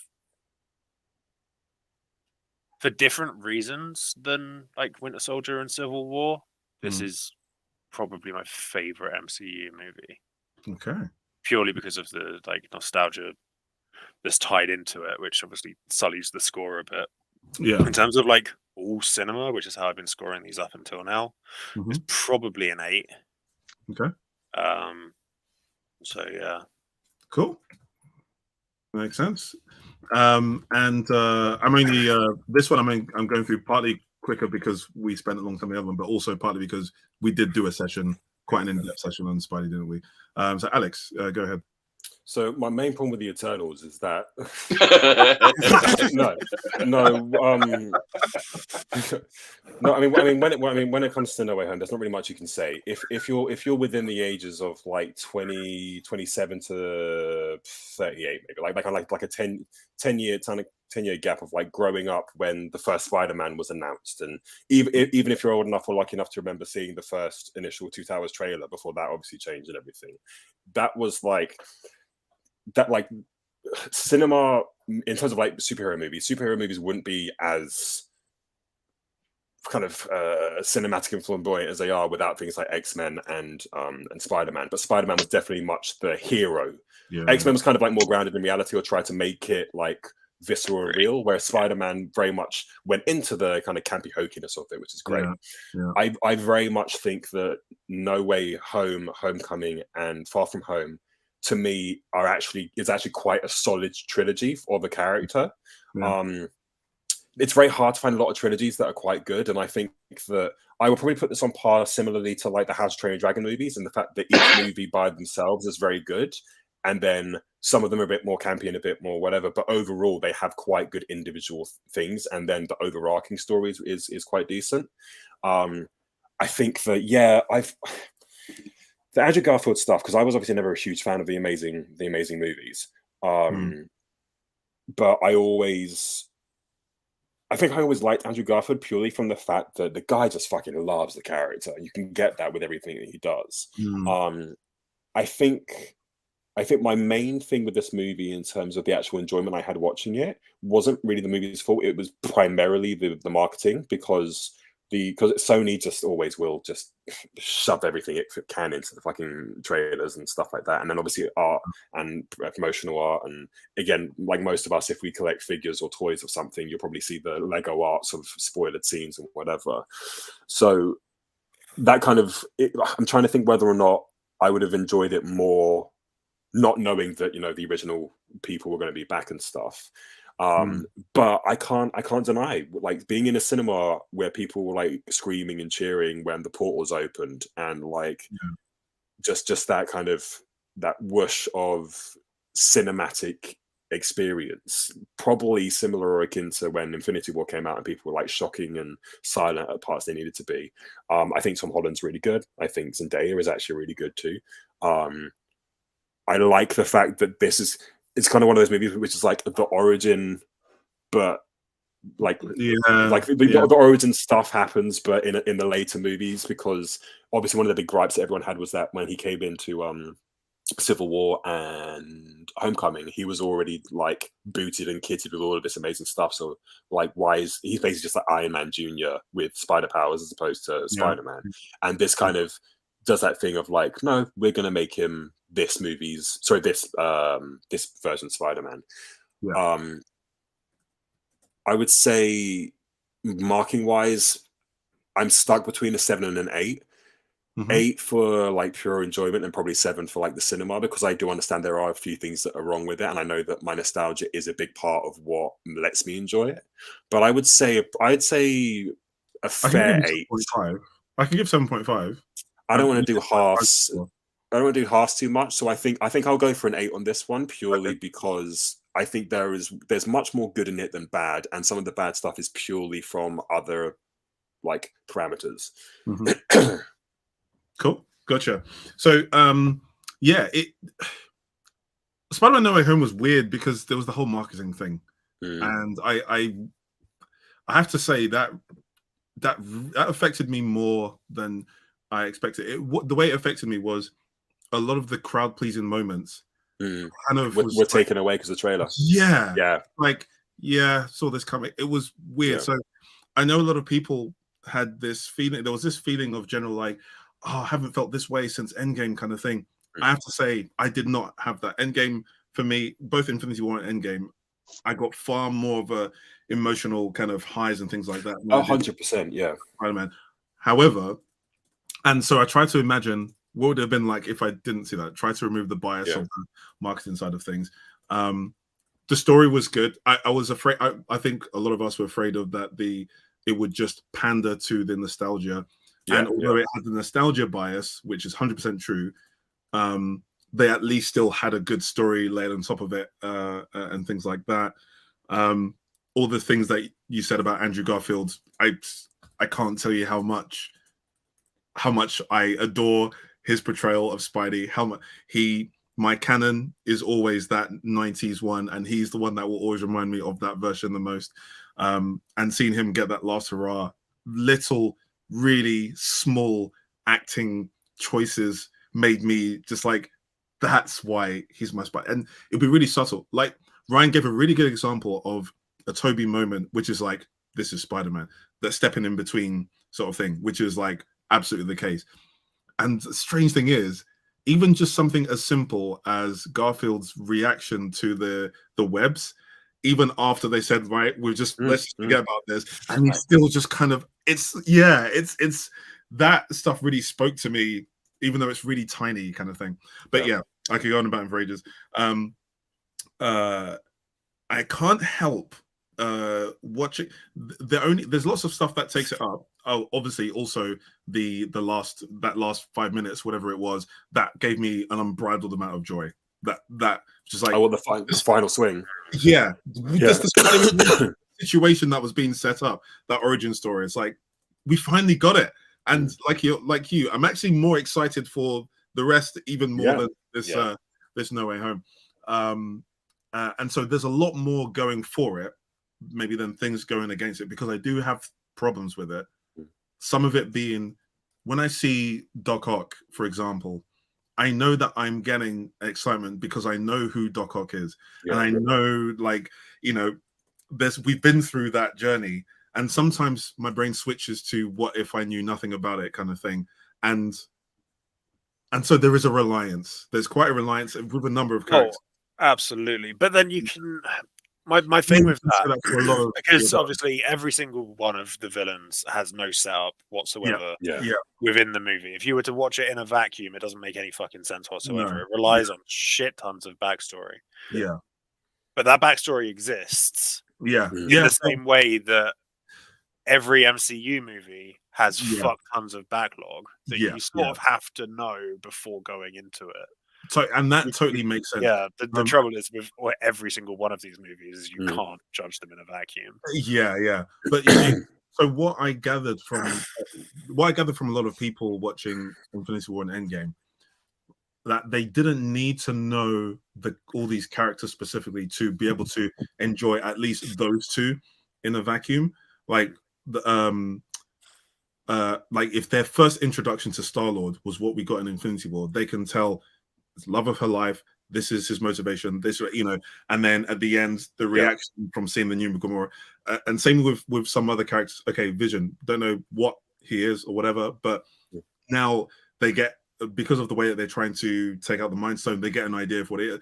It's something is somewhat self-contained, and then even Spider-Man in Infinity War is a self-contained. Like, if you know nothing about the character, you get enough of Spider-Man from Infinity War straight off. You see that it's the Starks making the suit, blah blah blah. Yeah, but and even without that, it's at least still within an MCU that they've kind of sort of brought forward. With the Spider-Man, not knocking it, but it's just a property of it. it's kind of pulled from other. It's like magic window that you kind of come through, and there's something, and plus some of them didn't make sense in terms of the knowledge of Peter Parker being Spider-Man thing, Electro and stuff like that. So there were certain things, but having said that, there's more going for it that made me happy than against it. So, well, I mean, also the fact that it was a massive hit, and not every single person would have seen all of the all the MCU movies before it, let alone all of the Raimi movies and Andrew Garfield movies before it. But there was still obviously enough spectacle and enjoyment and fun for people to just go and see it, and probably go and see it again. Watch it, exactly, just watch for fun. So yeah, so it's I'm in a similar range as Alex in terms of thinking between 7 and 8. I'm also going to give it an 8 because when I think of the things that it fulfilled a lot of wishes for me that I wanted. I did say that if you bring in the Daredevil that I want in any way, I don't care how, like, then I will be eternally grateful, kind of thing. There's the ending bit that fulfilled other wishes, Andrew Garfield. So it's an 8 for me rather than a 7. So also the best, like hands down, not even close, the best portrayal of Spidey sense. Oh, in a Spidey. Oh my, sorry, thank you. That is another big wish beforehand, and yeah, that was amazing. I'm kind of obsessed with portrayal of Spider-Sense and the difference in different cartoons and movies and stuff like that, and that was hands down the best way that it was done. I mean, you know, when we're reading even in comic books, when he's got his Spider-Sense and he's trying to figure out where it's coming from, and you know, you're reading through it and you kind of have it in your imagination, and looking at the pictures, you get an idea of what's going on, but actually seeing him trying to zero in on it, going round the circle of the villains, that was really quite special. Besides the whole squiggly lines in the Doctor Strange part as well. Yeah, absolutely. Right. So let's jump to Doctor Strange in the Multiverse of Madness. This should be fun. Alex, let's start with you. I mean, I'm way more positive about this movie than other people are, but I will fully admit that's because I am a bit of a Wanda shill, and just seeing kind of Scarlet Witch the way that I've always, I get.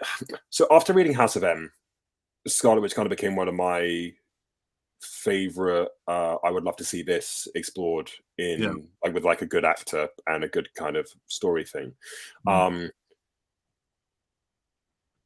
Admittedly, having a partner who was a bit obsessed with Scarlet Witch does help in the enjoyment more, because you kind of have just like a secondary enjoyment. I mean, like watching it in the cinema and like the two of us are literally getting shivers when she says "run," just because we're that much of a shill. You can't really get that with other things that you like. You don't love deeply. The movie has got a lot of problems. I will 100% like be the first person to be like, yeah, this movie is.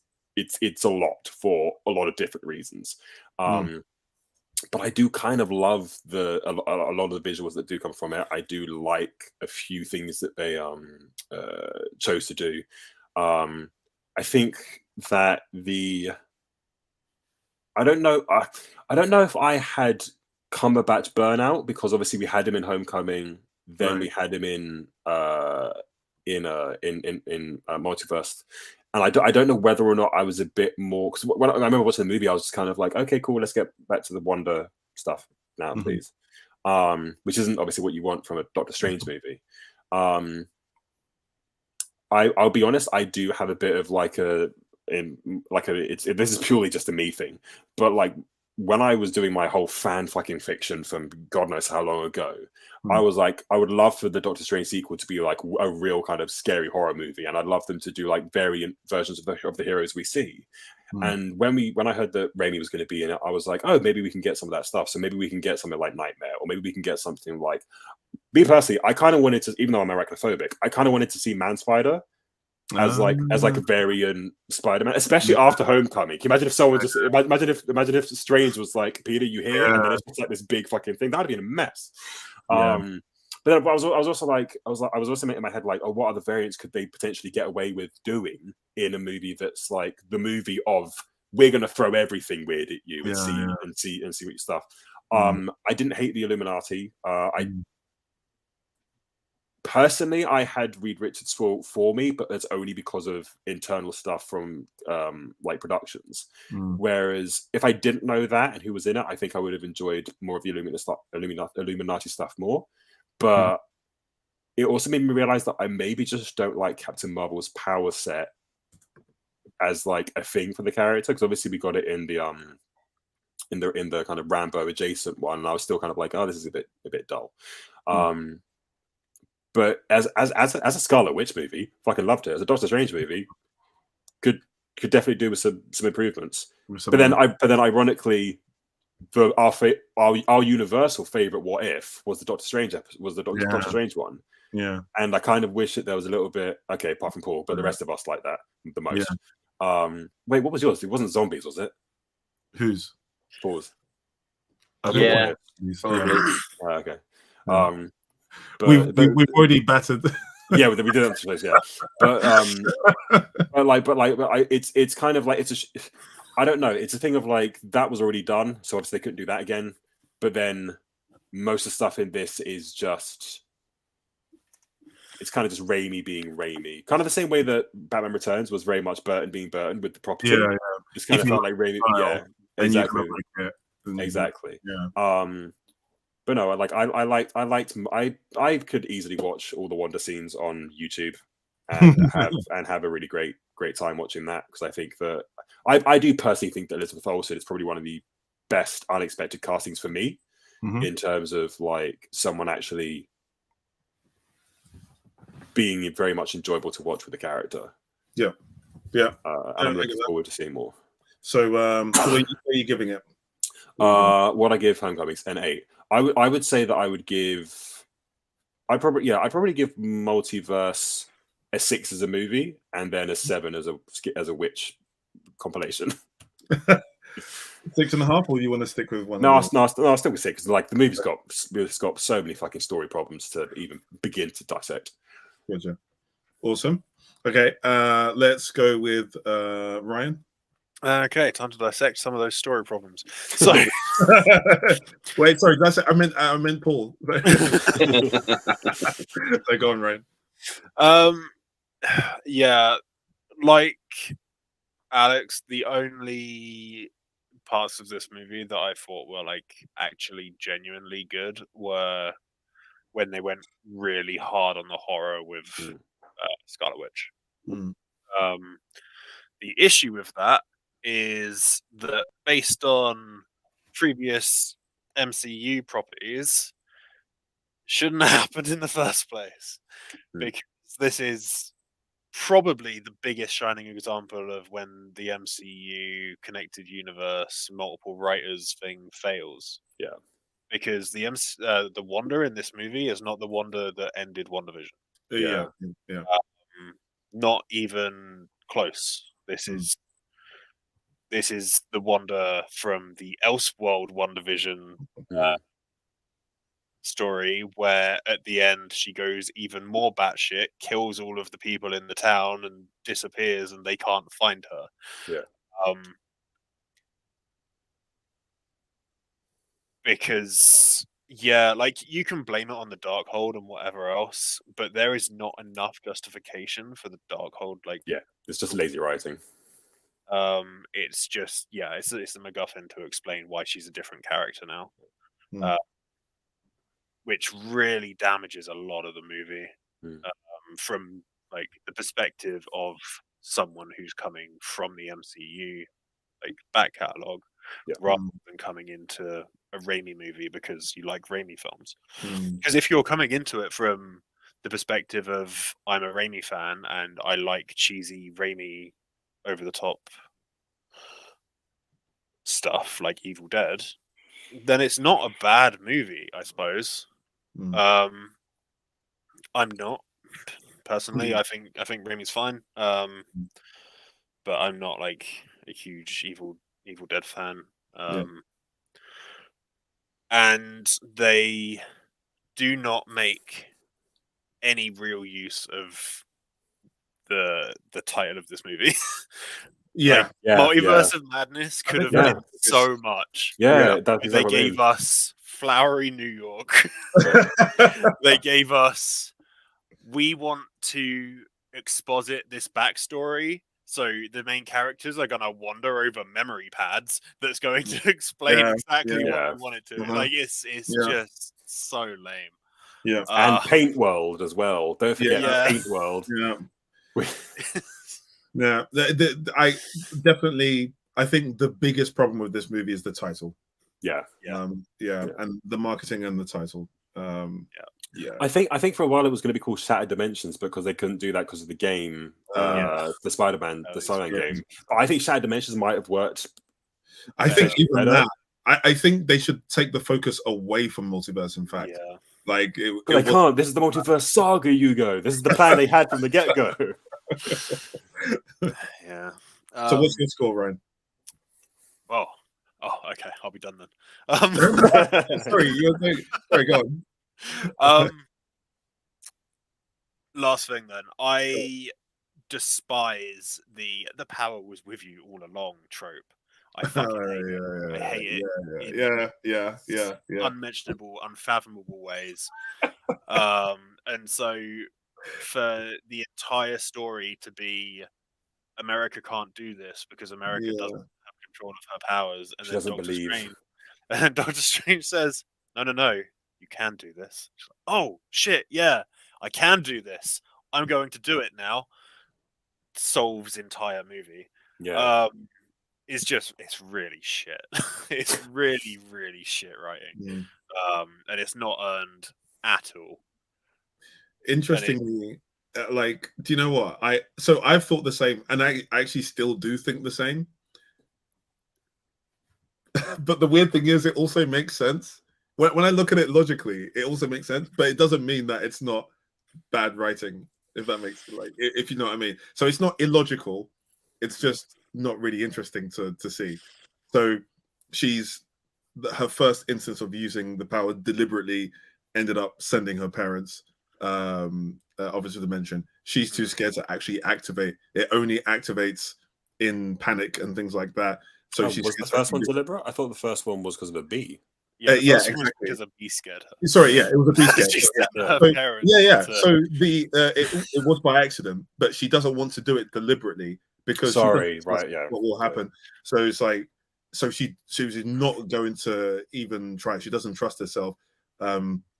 So someone actually telling her, like, look, even when you did it by accident, still things worked out the way it's supposed to. And it's meant to also link to his decisions and him being comfortable and happy with decisions he's made in being. I mean, thematically, But still, I agree that it's still a hard pill to swallow. Also, none of the powers are consistent throughout the entire movie. Like, you've just reminded me of the fact that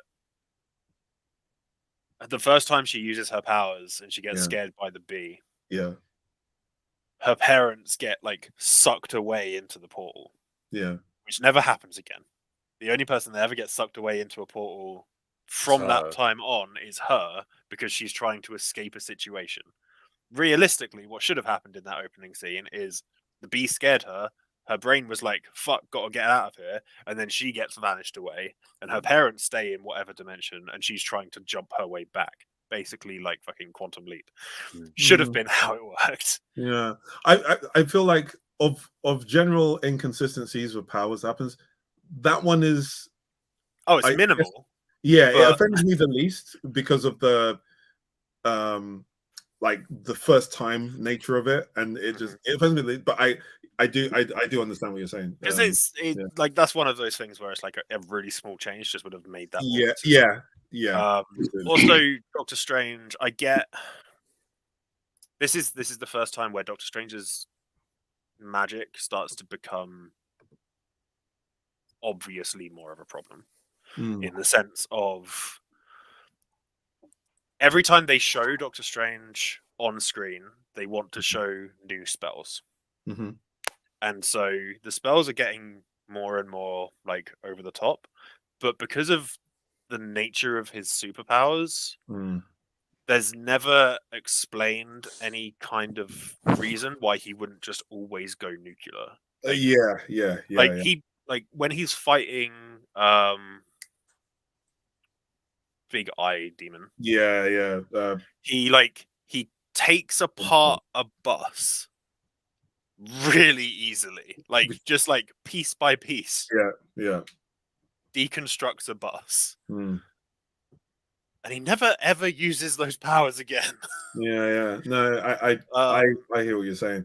And it's just, it's one of those things where it's just the writers want to show off new stuff, and I get that from a visuals perspective. Mm. But there is an inherent problem with doing that every single time, because it's the anime problem of why doesn't Goku always go Super Saiyan 10 billion and just nuke the guy? It's Dragon de Silva says something I think that sort of pertains to that a little bit. He was saying before it seemed like they nerfed Strange badly, and I asked him for some examples, and he said mentioned that him in Infinity War when he's fighting Thanos versus him in his own movie, and I kind of it's kind of similar, just with a different example. It's like there's some things that at least because when fighting Wanda or the demon at the very beginning, he could have made fucking a bazillion clones of himself and used the lashings again. Why didn't he just do that? And it's always going to be the question now. What I will give is the weird thing about Hack's powers, which like magic powers are kind of Hack's powers, and Wanda is also one with Hack's powers as well. Like there are ways that she can counter him in what that Thanos would even begin to, and even with him with the gauntlet, there are limited ways in which she uses it and stuff like that. And he still beats Strange quite soundly. But again, it's still, the question still remains, like you said with the bus. Okay, when he's in, I don't know, in the house when he's fighting the other Strange, why doesn't he just decimate the stuff that's there and use those? We'll Because we needed a fucking Guitar Hero, mate. We need a Guitar Hero. What the fuck you want about? I know where his mind is going right now. Okay, you just reminded me how fucking cheesy some of this movie is. The music, he's thinking not even just the music. When love interest's name, Rachel McAdams, the fire cannon thing. Yeah. And it's just some of the lines in this movie are that's what I mean by like the Raimi and Burton with things where it's very just Raimi being Raimi. Exactly. And that's sort of what I was saying earlier, where if you're a really big fan of Raimi, then that might really work for you. That might be the reason you go to this movie. But for me, I just find it really cheesy and cringy. That's fair. What did I give Eternals? A 3? You gave Eternals a 3, yes. This gets a 4, just because of the Wanda horror scenes. Right. Sure. Okay, so I'll go next to this one. I had to rid myself of everything to do with Doctor Strange in media beforehand, and I also realized partway through that I also had to rid myself of the title of the movie for me to actually get this. I found myself enjoying this overall because I liked the themes. Doctor Strange in particular, the theme regarding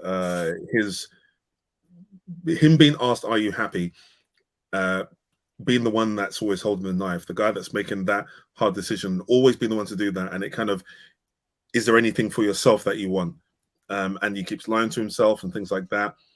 Stark dying because of these hard decisions he's made, and he hasn't come to terms with that, and he doesn't realize that until this journey, and then seeing that America Chavez was going through something similar. When he realizes for her, he realizes for him. I quite liked that, and I realized, okay, this is actually a movie about Doctor Strange and Wanda. It has nothing to do with Multiverse of Madness, which is what I was hoping for beforehand. So took that right out of my head.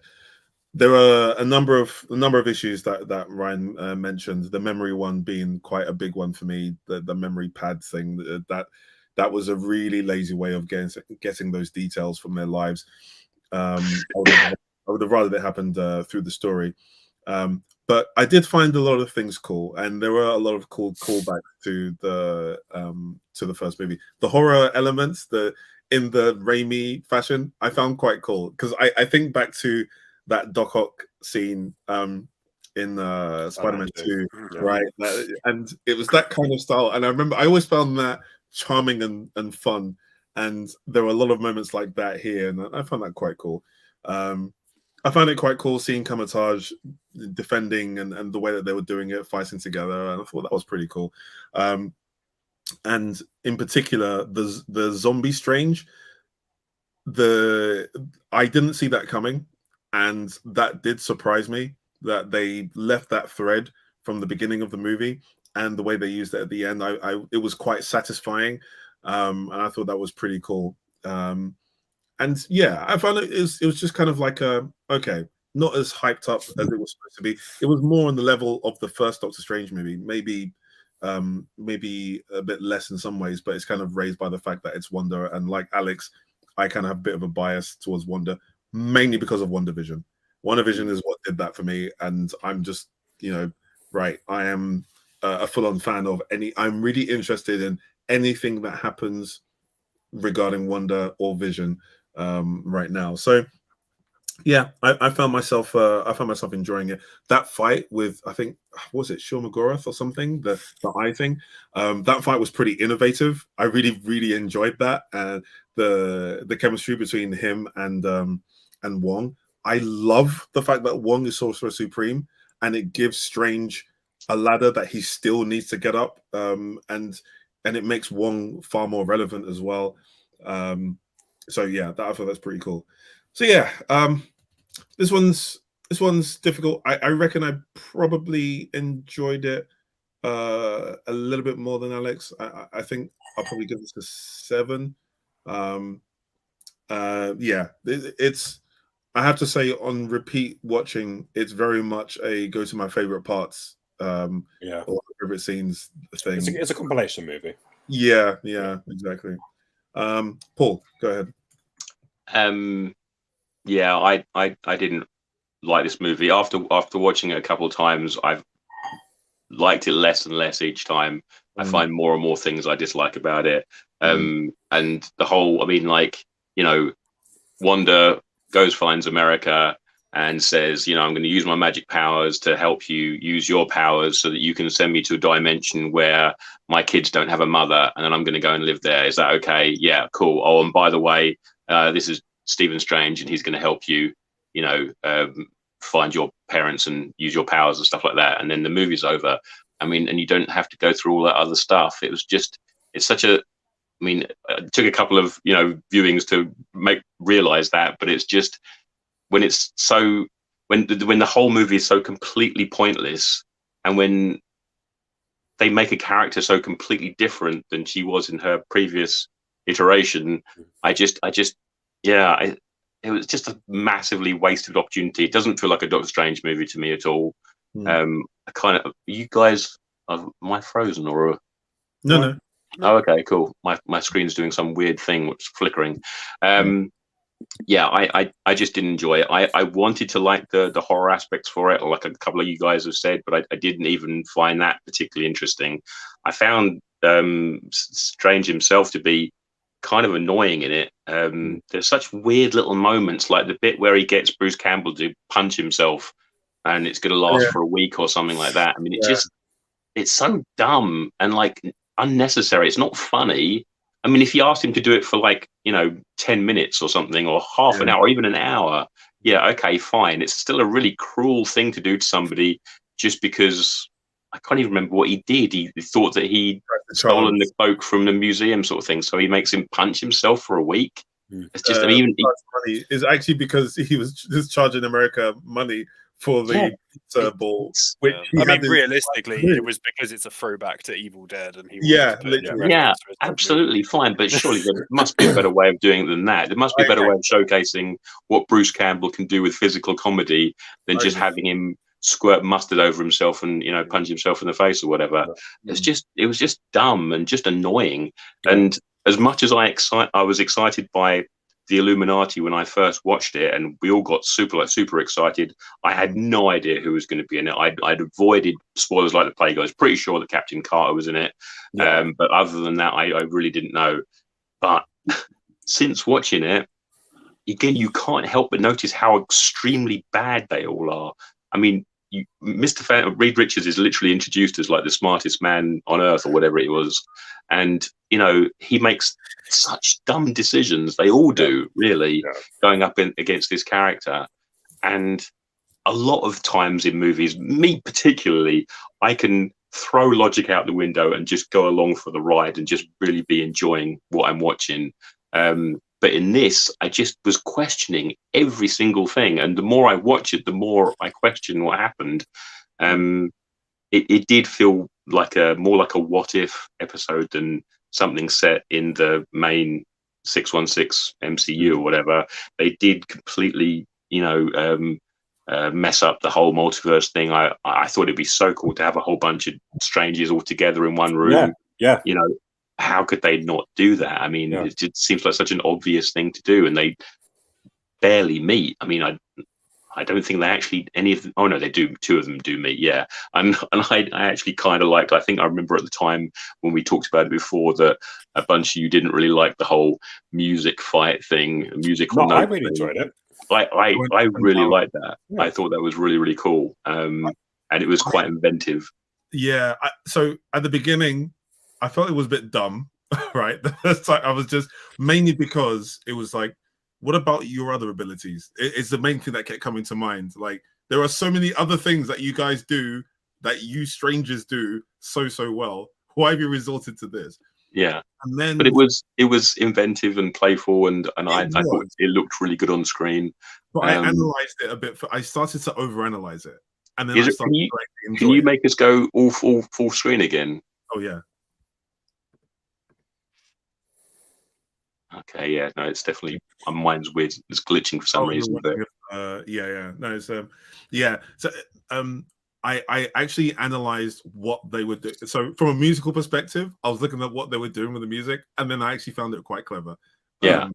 Because at the beginning I was just like, seriously, why? But given one person opened with the musical thing, I then started to look at what they were doing either way and the way that they were blocking, defending, and sending back, and it actually made some kind of sense. I was like, okay, I'm going to give you that. But yeah, at the beginning, I thought this is dumb. No, fair enough. I mean, there's so many wasted little opportunities. Even just a tiny little thing like having the London and the Hong Kong master turn up and say, we're here to help, and then never seeing them again. I mean, it's so dumb. I mean, we assume they're dead, right? Because that's why. Yeah, well, this is it. I mean, that's such a crappy way for them to go out. I mean, at least have them. That the girl Sarah that was in it had more to do, and she just came out of nowhere. I mean, it was quite a cool the way that she sort of like sacrificed herself. But I didn't care about the character. I didn't know who she was before. I had more invested in these other two, masters, just because I know of what kind of people they must be, considering watching the previous movie.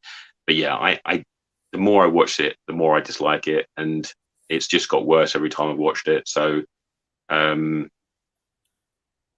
mean, just for that flipping ice cream song alone, I mean, oh god, no, yeah, like we can all 100% agree that in terms of like these aren't the same characters as One Division. Like those kids were fucking dropped on their head at some point. Yeah. Like I wanted to fucking break the fucking multiverse and punch them in the face. It was that was a shame, and that I wish that was just written. I wish that was just written better. Because obviously those are the same kids in One Division. So oh no, they were variants. They're variants.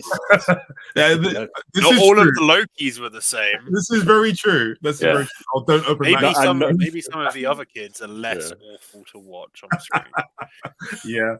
I mean, to address the difference thing as well, like obviously, again, the reason is we saw what happened to the, I don't know if we're calling him Sinister Strange, the other one, being affected by the Darkhold, and plus the 838's version of Strange, being affected with the Darkhold, making very questionable decisions.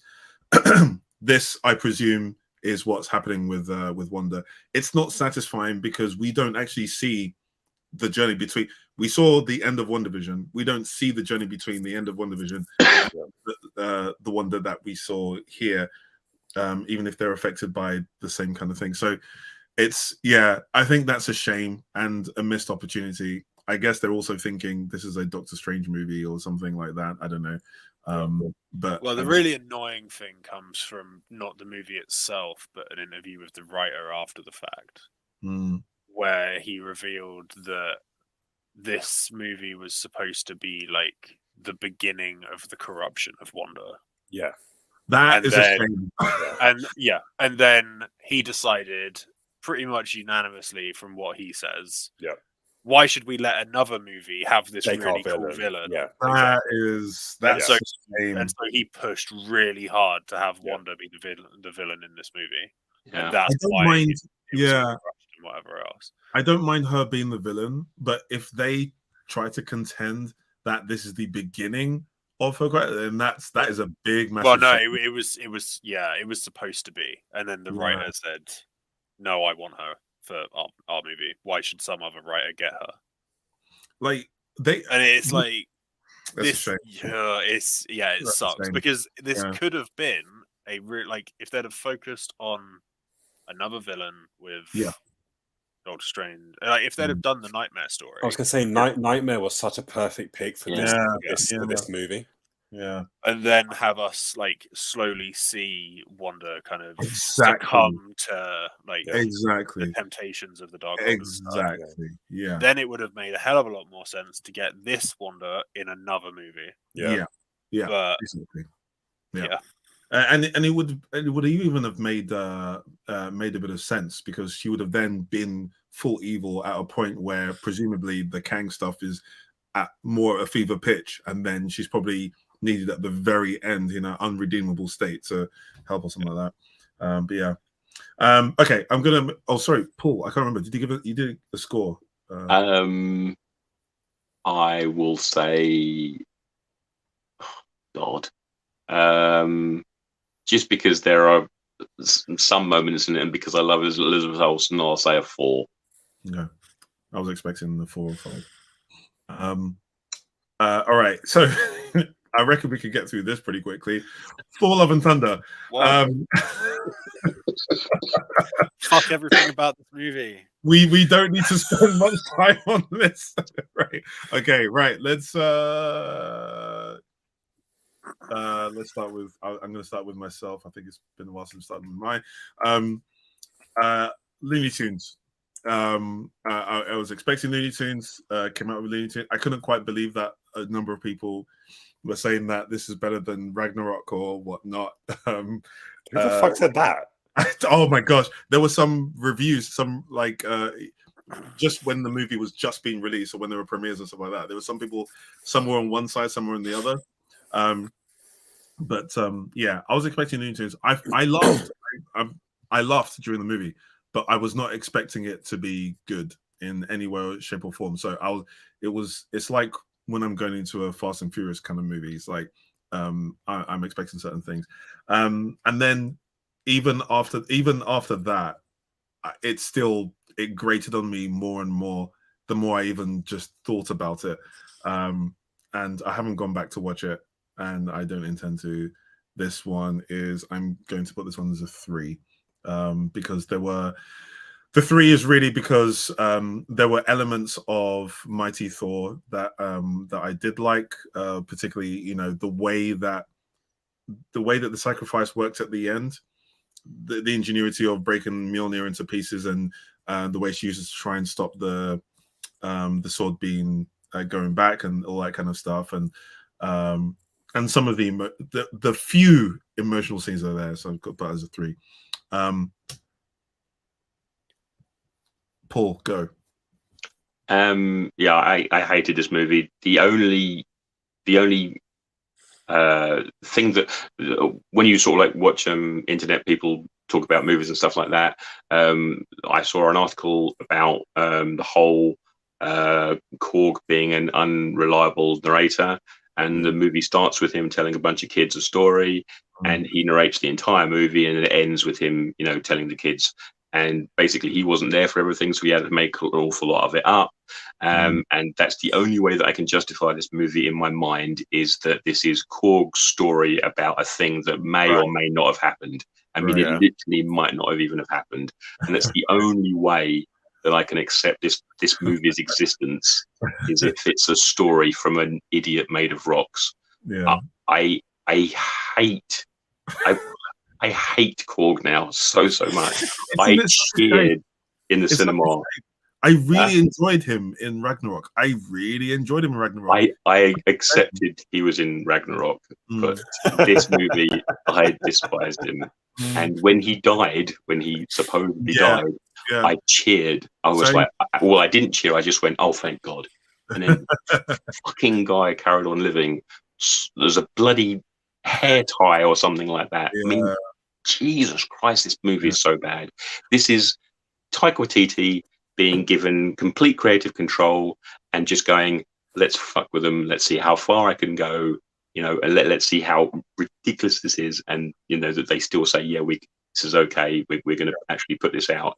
And he was laughing his arse off somewhere when they actually said, he must have expected them to turn around and go, hang on a second, Taika, no, we love you and everything like that, but this is not going to fly. You've got the real movie somewhere else, right? You filmed an actual movie you're going to release. And he was like, sorry, haha, this is the actual movie. This is what you're really going to get. But no, they said, yes, this was okay. And he laughed his ass off and went, okay, let's put this out and see what happens then.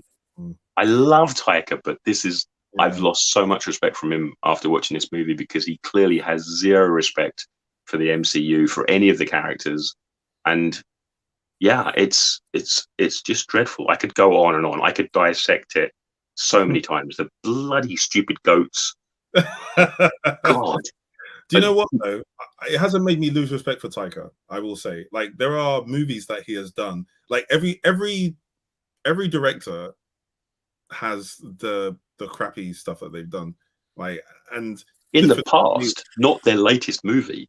No, absolutely. But at some point, their latest movie was a crappy movie. At some point, all I mean is that, like, this was a crappy movie, but I won't base his career on this. No, I won't not watch his previous movies because of this. I will watch his future movies. I won't not watch them because of this movie. But I lost respect for him. I understand why I've lost respect. I agree with. I think that's what's coming from as well, is the fact it's like, this isn't a case of like his latest movie. This is a case of when you give a director and a creator basically unlimited money to do what they want to do. And this is what they come up with. It's not great. They say, oh, I'm going to let the kids, the kids of the crew design the monsters, and and stuff like this, and they're going to make a kid who's now going to call himself Axel for no particular reason whatsoever. And Christian Bale. I don't know where that came from. I don't know where that came from. The Axel thing. The fact there's a bunch of Guns N' Roses songs in it. That's the only thing that I can think of. Christian Bale, I adore Christian Bale.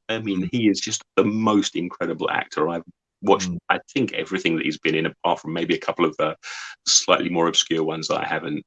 And this was the first time I've ever seen him phoning in a performance. It just didn't seem like something. Having somebody called the God Killer and not seeing him kill any gods apart from one right at the very beginning, it's not. This is an offensive movie to me. It's a really, really an offensive movie to me. I despise it. I've bizarrely watched it 3 times. I know. It's by circumstance more than anything else. Russell Crowe is the. I can't believe that.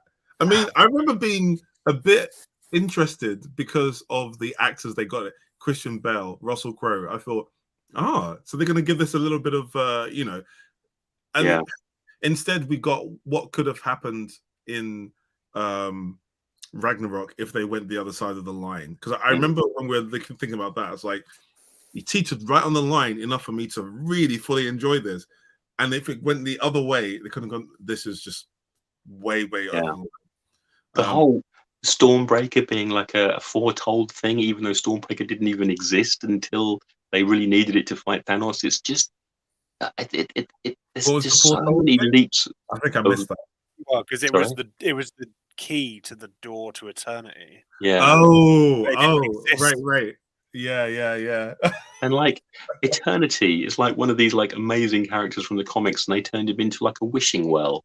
Yeah. It's just dangerously close to considering actually the keyhole for Stormbreaker wasn't even like the axe head. No, it was the stick. Yeah, but it was Groot's arm. Yeah. Yeah, but I mean, I think the actual key was the Bifrost marking. Oh yeah. But still, if Groot's arm was slightly wider, it wouldn't have fit. No. Yeah. I was just going to say. What score are you giving it, Paul? 0. Outstanding. It does not exist in the MCU for me. Oh, this is fun. Alex. I'd probably give us a 2 or 3. I think in terms of entertainment, there's not much there. However, I am a very visual kind of person, and I do like the Shadowfell planet. That was kind of like the way they did that, because I like in context visual choices. And I thought that was quite good. I agree the monsters being drawn by the kids is like a weird thing, but in the sense of just like creativity, I guess it's kind of like it's a nice thing to be able to say you did. But in terms of a Thor movie, I think personally, I would have rather had got rid of Gore the God Butcher completely, get rid of that whole side of it. And then maybe bring in someone else who could be like an anti-hero or like a hero later on or something. Like I know a lot of people were like, this is going to be the movie where they bring Beta Ray Bill in because it's like bonkers, wacky, let's do whatever.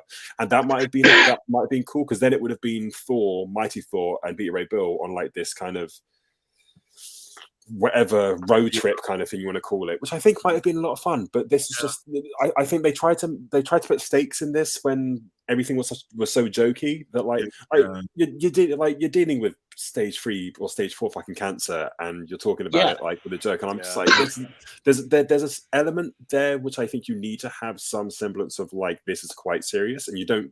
But then at the end, when it becomes serious, when obviously she's dying and stuff, it's still.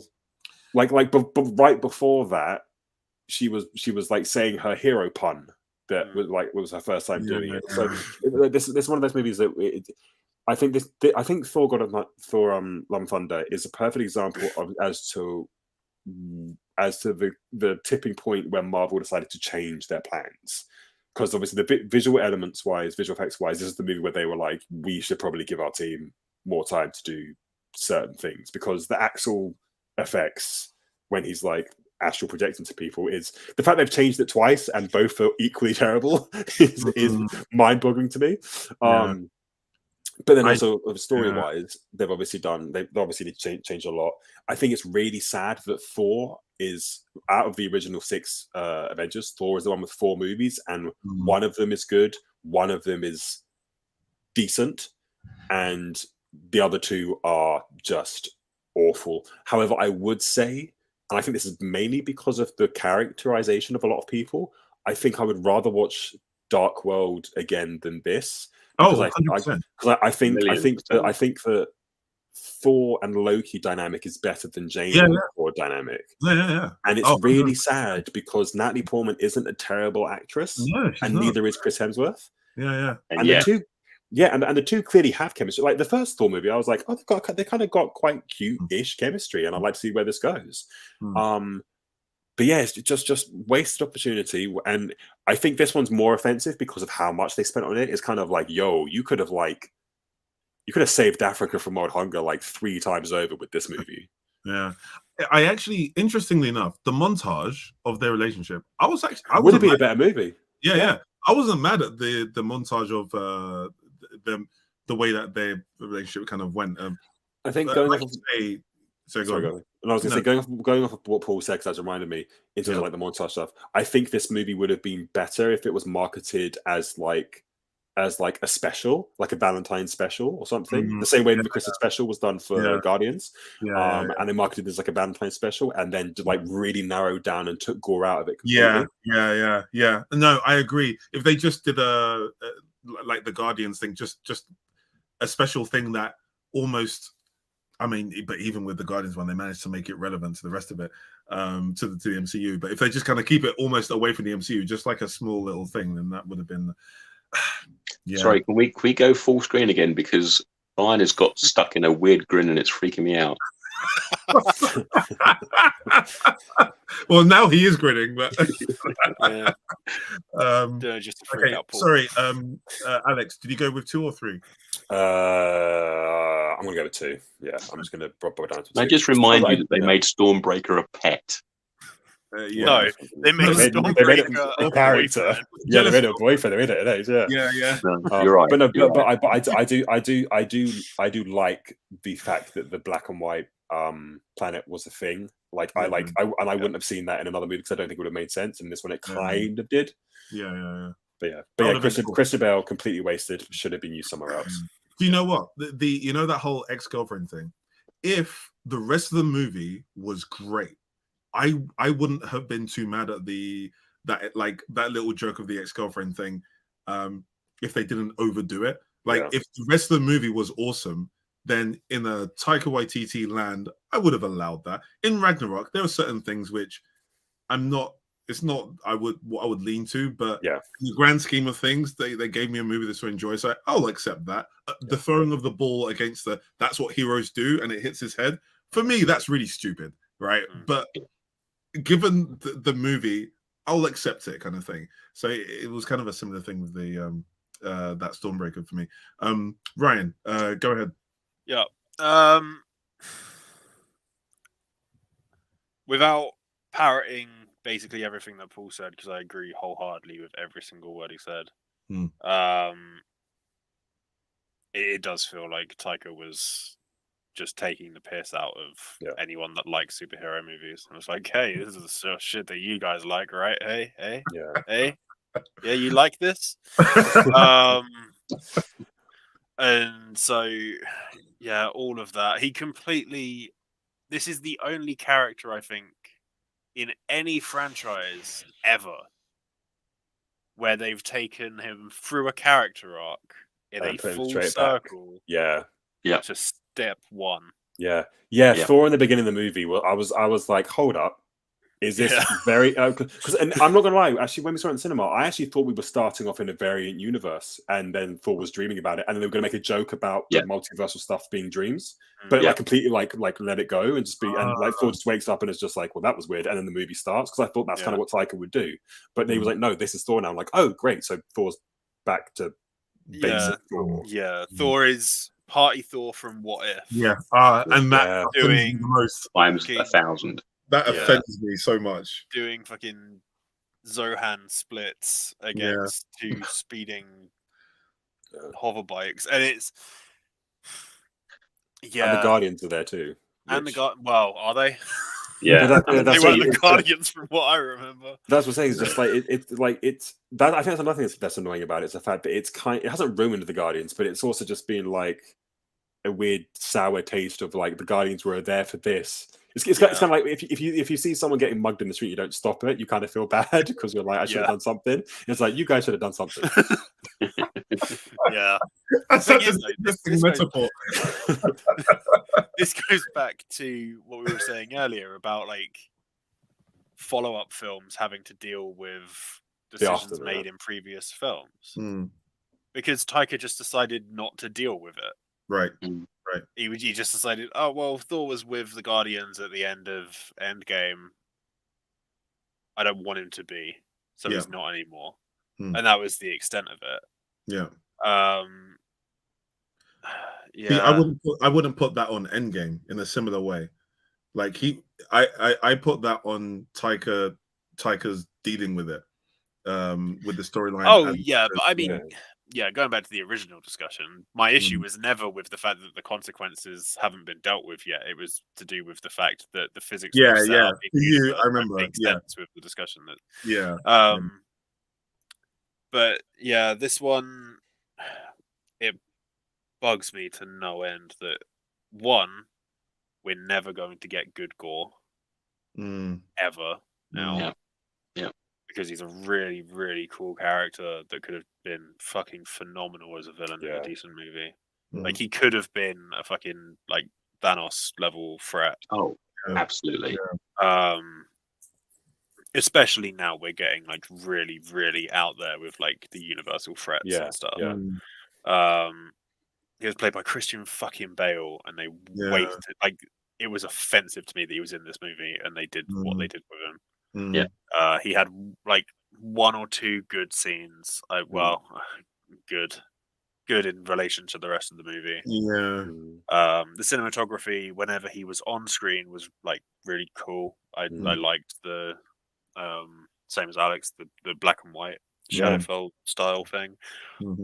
Admittedly, the film had one joke which landed with me, and it was when they were flying towards the planet, and it was smaller than they were expecting. And so that was the only joke. It was a Rick and Morty reference.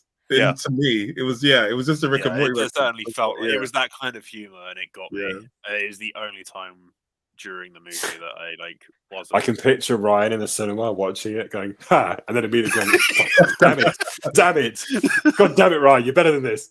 But Paul would have hated it because immediately after that there was yet another goat cry. Yeah, that's what I was going to say. The goats felt like old sitcom laugh tracks. But like the sitcom isn't funny, so like 2.5 Men kind of sitcom-y, where it's like if you take the goats out, there's like a really long pause. Oh yeah, I see what you mean. I found so back in the day that when it was actually popular, like way back in the day, I found it funny, and the memory of it made me laugh. It made me laugh, but I didn't take this thing seriously at all. It wasn't like a make me laugh, haha, I'm enjoying this movie. It was just ha ha ha, and that's it. So what's I guess. Let me just remind you that it had Melissa McCarthy in this movie. Did it? Oh yes, Hella. Yeah, she was Hella, stage Hella. Oh yeah. I forgot that they brought that fucking shit back. Yeah, that's another thing as well. Because that was a bunch of children just got abducted. That's the thing. That's the thing. Yeah, it's made like a joke. The gag kind of worked because it was Loki who created it, and you're like, like Loki's egotistical enough to do it. But in this one, they're just like Thor's going back and saying, "Hey, the kids have been kidnapped," and they're watching. But also it's like, why would they continue doing that, knowing because Loki got outed in that same scene in Ragnarok. Why are they still doing the? I completely forgot about that. And the fucking what was it? There was a shop. I think it was either like donuts. Yeah, the Infinity Cones. Yeah. And it's like, really? Yeah. This guy wiped out half of your people and killed. They went all the way in. For me, one of my worst parts is that is it Olympia, that Pantheon where we see Russell Crowe. Like once we saw that weird god, I've forgotten the bow one. Yeah, I couldn't deal with that. I couldn't deal with that anymore. It's like, okay, so we're not even treating quote unquote God seriously anymore, right? I literally thought this scene was going to be a massacre of so many gods because of something that Gore was going to do, and it was instead just this weird. God, that would have been a cool scene. It would have been fucking dope. Just decimate. Just wrecking shop. Exactly. Yeah. First of all, I would want to see that these things are powerful, right? There's no way Thor should be able to do any of the stuff that he did, let alone with Valkyrie and Mighty Thor. And then if Gore just came in and showed that this is actually a serious problem, and then decimated pretty much all of them, including Korg, please, then it might have been Yeah. I also didn't like the fact that Zeus's thunderbolt, so Zeus, who is effectively the king of gods in like every iteration, is basically just more souped up Mjolnir. In the fact that like anyone can hold it and have the power of Zeus. Yeah. And it's like, wait, no, that's not how it goes. Some reason Zeus has guards that are made of gold paint. Yeah. Yep. Also, one of the biggest things for me, and this is probably more me and like my personal interest, is that the post-credit scene of Hercules. I've been looking forward to Hercules and Thor for a really long time because in Civil War, no spoilers if in the comics if you haven't read it, but there's some great stuff between the two of them, and I was like, that'd be really great to see. In this one, like they saw Hercules, and first I was like, I don't care, and secondly I was like, who is this Iranian man? Yeah, like he looked like a cab driver. Yeah. No, that scene, right, which was a relatively serious scene, no jokes. Yeah, it actually pissed me off that scene was so serious after all the jokes. Because have you seen the alternate? There's an alternate take where Zeus hands his bolt to Thor. Yeah, like he actually gives it to him. And it's really weird. Like it's a really weird scene, but it kind of works better than what happens in the movie. But then the problem is that if you do that, you lose one of the only action scenes in the movie that isn't against Gore. This is why Gore should have destroyed them. Exactly. Have Zeus give him the thing, but Gore should have just come and round them up. Like, I mean, Gore going in and massacring 90% of the gods would have then proven to Zeus why Thor was necessary. Yeah. And also, I'm not gonna lie, if Taika Waititi was being this kind of trolly as he wanted to be, you have an opportunity for Christian Bale to come in and have a similar villain entrance to the Joker in The Dark Knight, and you didn't take it. Yeah. Like that was written to you, that was given to you on a silver platter. Yeah. I also anyway, the movie's bad. I hate that Thor suddenly got the power to just give everyone the power of Thor as well. Only temporarily, though. They had to make it very clear there's only temporarily. Oh, yeah. And it's only the children. And also, apparently, whatever the children are holding. Because I don't remember if I might be remembering this wrong. But was someone shooting lightning from like a teddy bear or something? Yeah. It was I'm a stuffed bunny. I wouldn't have minded if there was some passing over of the torch between Odin and Thor in terms of that power, because Odin Zeus put an enchantment on Mjolnir and gave him whosoever holds this hammer thing. If there was some kind of passing of the enchantment, like so when he said, for example, please always protect Jane and stuff like that, and then you saw the symbol, I was fine with that. I was actually, it's kind of like reminiscing of. It makes sense. Yeah, it's a loose explanation, but it does exactly. Make sense. Yeah. Whereas this one was just kind of like, let's just add a plot. The thing is, I would have been fine with it if they'd explained that was one of like the lightning bolt's powers. Yeah. Or just how the gods have. I assumed it was an Odin thing, like the same way Odin like he says enchantment. I assumed it was that, but even that, I would have liked to have seen a transition because otherwise. It's just it flags up so much shit. Like during Infinity War and Endgame. Why not give fucking Tony Stark and exactly because there are more opportunities. Like you remember I can't remember which arc it was in the comics where Tony had to build. He used ore from like what the dwarves used to make Mjolnir, and he made armor for everyone. And meanwhile, Thor imbued it, or Odin imbued everyone, and because they were fighting a force that needed that level of whatever. In which case, you also need a give and take. There needs to be a cost of it, right? So this whole here's some free magic. So it basically stinks of Wonder Woman suddenly making a plane invisible. Because once upon a time, she mentioned that she tried to send it invisible, but couldn't do it. But all of a sudden, like, it stinks of that. Ryan, what was your score?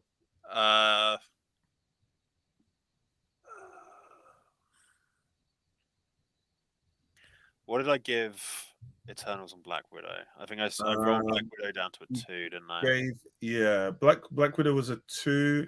Eternals was a 3. Yeah, it doesn't have a Yelena in it. It's a 1. Yeah. Okay. So we're on the last one. Wakanda Forever. Not technically. Not technically, no. I wasn't intending to cover the because I didn't do the other specials either. No. Werewolf by Night is too good to ignore. Well, we've got to do Werewolf by Night. There's a problem that I haven't watched it yet. Jesus. Yeah, there's a problem there that I haven't watched it yet. It's the best thing in Phase 4. Yeah, honestly. And we also haven't covered I Am Groot. Yeah, we don't need to. It's terrible. There's I Am Groot, there's Werewolf by Night, and then there's Guardian. But let's do Wakanda Forever first. We can always do those others. We can always cover those another time. Okay. Wakanda Forever. Alex, let's start with yourself. I obviously am biased to my enjoyment because I obviously got to go to the premiere, which was a huge game changer for like actually sitting there and watching it with like the cast and the crew we did. I haven't seen the movie since, I'll be honest, and seeing the movie first time, I kind of feel like I saw what I needed to in terms of like I wasn't rushing to see it again in the cinema because it was also a very long movie. Yeah. I think that this movie you can't watch it without doing one or two things. You can't watch it without seeing how much it respects Chadwick's stuff in the way that it does, but also you can't help but watch it and be like, this feels like this feels like a placement movie from a different movie that only didn't happen because the main actor died. It's a very weird limbo place where when you watch Black Panther followed immediately by Wakanda Forever, it's going to feel very disjointed purely because of it's out of anyone's control. You can't really do the movie because otherwise they would have done the alternative is to do the awful Star Wars thing of like hologram stuff, and that's like the complete wrong choice to make. I think that I really like Namor. Even though every time he says it, it sounds like a French villain. But I think that he's great. I think that he's a great inclusion. I think it's great to see Namor and not Atlantis be a part of the MCU in a way that feels like they're actually quite powerful and threatening. Effectively, they're just like the underwater Wakanda, which I think it kind of makes sense. I am obviously I'm very biased because he's my cosmic character, but I think that M'Baku is just like just one of those characters, or actually no, one of the performances that the actor really is just exudes the right amount of charisma and fun. That when he was on the screen, you're like, this is going to be a fun scene. I think Angela Bassett absolutely fucking like. I don't know if someone told her we'll give you a bonus if you act your ass off, but like it's almost as if like she forgot she was in a Marvel movie and didn't need to go that hard because it makes everything else in comparison seem a bit like, oh, you guys actually are like just getting your paycheck. And I think that Okoye and the Dora Milaje are always going to be phenomenal. I wish that there was more with the new Dora Milaje, and I know we're getting that in the Midnight Sisters or whatever it's called. But again, it's one of those things of like, I wish that we could enjoy stuff in this self-contained movie as opposed to waiting for the other stuff. I don't know. I still don't know how I feel about Ironheart. I think the look of the suit is pants, but I think the character of Riri and the Ironheart character and stuff, I'm still not entirely sure, considering that she's already getting her own show. I don't know if she was necessary for this movie, the same way that I don't think that some other characters were necessary for this movie. I think that having it as mother, daughter, and Namor was kind of fine enough without bringing kind of more other people in. But I would say for me,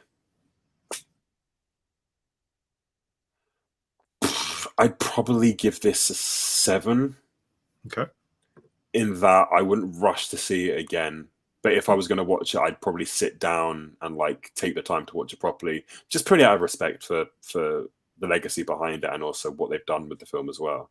Because there's definitely a lot in it, and it's some beautiful shots. I think the whole funeral scene itself is kind of chef's kiss cinematography and really beautifully done. And M'Baku is just one of my favorite inclusions into the MCU ever, I think.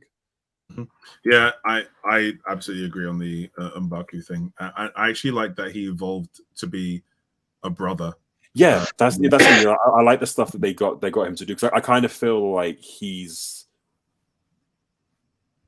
he's very much that role anyway, and I think he might have been that with T'Challa if he was in the movie. Yeah, exactly. Um, Exactly. and I think I do think the saddest thing out of all of this, and I know this sounds weird because obviously the actor has died, but the saddest thing is that we're never going to get T'Challa and Storm the way that we want to, knowing that Storm is coming in and mutants are coming in. But I think that Shuri's fine as a Black Panther, but I did like the fact that she was basically just super intelligent and wasn't like she was the brains, he was the brawn. Yeah, no, absolutely. Yeah, no, I definitely. I mean, I agree with all of that. Paul, what are your thoughts of Wakanda Forever? I've seen it 3 times now because I kind of felt like I wanted to see it at the cinema as much as I possibly could because it's just such a big, beautiful, gorgeous movie, and because I was just so massively affected by the yeah, it still upsets me. It really does that we're never going to see Chadwick again, and it just broke my heart, and I just wanted to see it as many times as I possibly could. It's not a perfect movie. That it does have a lot of problems. There are some story beats that don't quite work. I'm not crazy about the backstory of the not Atlanteans, but it's fine. It's okay for the movie. I'm going to say Ramonda called him Namor, so I'm going to call him Namor. I thought he was absolutely amazing. He was incredible. Just everything you'd want from like the monarch, a leader of his people kind of thing, almost like a living god. Not really the Namor from the comics, not exactly how I would have written him if I was writing this movie, but wow, what a performance. And he looks so good. And I remember saying to Ugo in the trailers leading up to it, the feathers on his feet, which just shouldn't work at all, just works so incredibly well. The way he sort of like bounces through the air, oh god, it's so good. Yeah, I'm not a big fan of Ironheart either. I don't think she really brought an awful lot to the movie. You could take her out of it. The best thing she did in it was be rescued by Ramonda, which was, obviously this is a brutal movie. With Chadwick already sadly passed away in real life, I was expecting this movie to be a little bit more, it was going to be action packed, obviously, but I wasn't expecting it to be as brutal as it was. I wasn't expecting the Queen to die. That was amazing. I mean, it worked so well. It just completely came out of left field for me. Yeah. Going into this, I didn't want Shuri to be Black Panther. I was hoping they were going to have somebody else. She was fine as a character with Black Panther powers, but I don't still see her as Black Panther going forward. She's such a slight, slim figure that when she punches the mannequin or whatever it was and goes flying across the room, it seemed silly to me. Yeah. But isn't that a whole heart-shaped herb type thing? Sure. Yeah. But it just seemed silly to me. I understand the reasoning behind it, but it seemed a little bit far-fetched. When you see Chadwick do it, you can see the physicality behind it, and you can see it's him being enhanced by the heart-shaped herb. That's whereas exactly with her, it's like she's just got magic powers basically. And it just from my memory, I think the heart-shaped herb isn't the same as the super soldier serum where you get buff and strong and that. As far as I'm aware, the heart-shaped herb gives you greater endurance and speed, and then like you're slightly stronger. But because T'Challa had trained himself the same way that his father did, his father before him, that's where basically he was already strong. The herb just made him stronger, and that was the main reason why they were like, we should go to M'Baku with this, because he's also very strong and very leader, charismatic. That's kind of why we need him to do this. So I will say my interpretation of that was a bit different.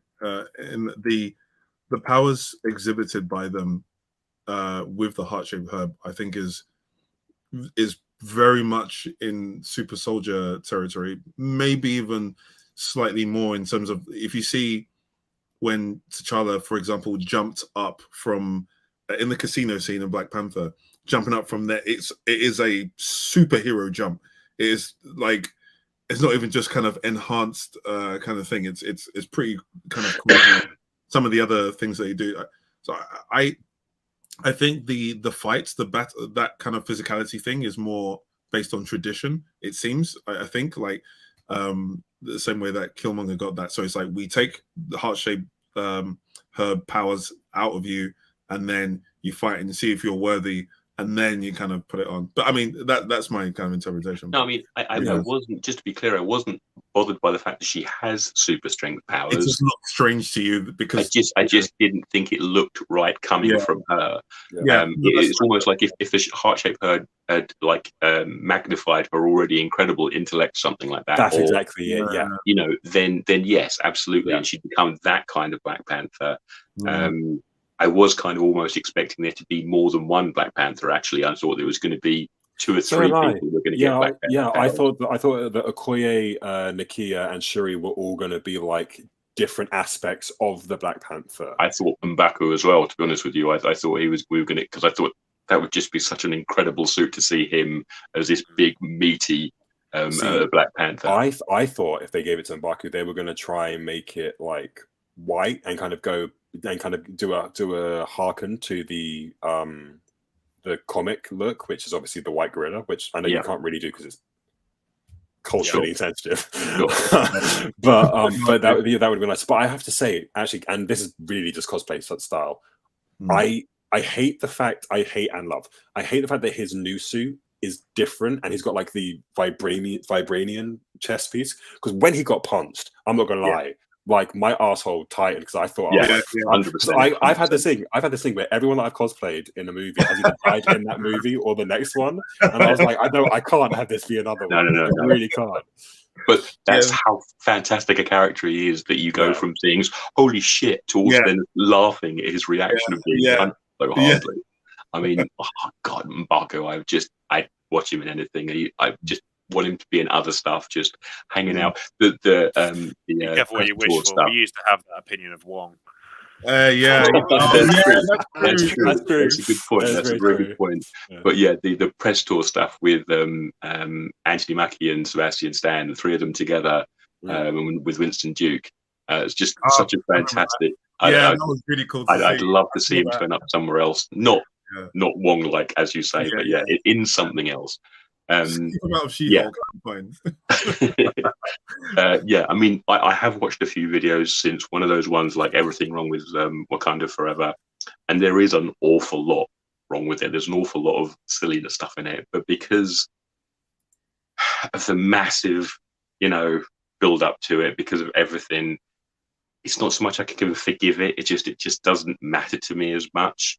But I did notice stuff while I was watching it as well. I'm not really going to go into it now, but there are certain things that don't really make sense within the movie. But yeah, it's a really hard one to score, and I don't know how to score it, to be honest with you. I don't think it's one that I would want to watch again and again and again, because it's not really that kind of movie. I would probably go. I kind of look at this movie similar to like Batman Begins, something where it's like it's a good solid movie, and I need to like sit down and watch, as opposed to something like Homecoming, which I could probably put in the background and enjoy. Yeah, it's something that if I haven't watched an MCU movie for a while, or if I haven't watched it for a while, then I think, I haven't seen that for a while, I'm going to watch it again. I mean, it's going to be released on Disney Plus soon, and I probably will watch it again. Because there are some truly incredible parts to it. But yeah, I'd probably say, I would probably say a 7. Okay.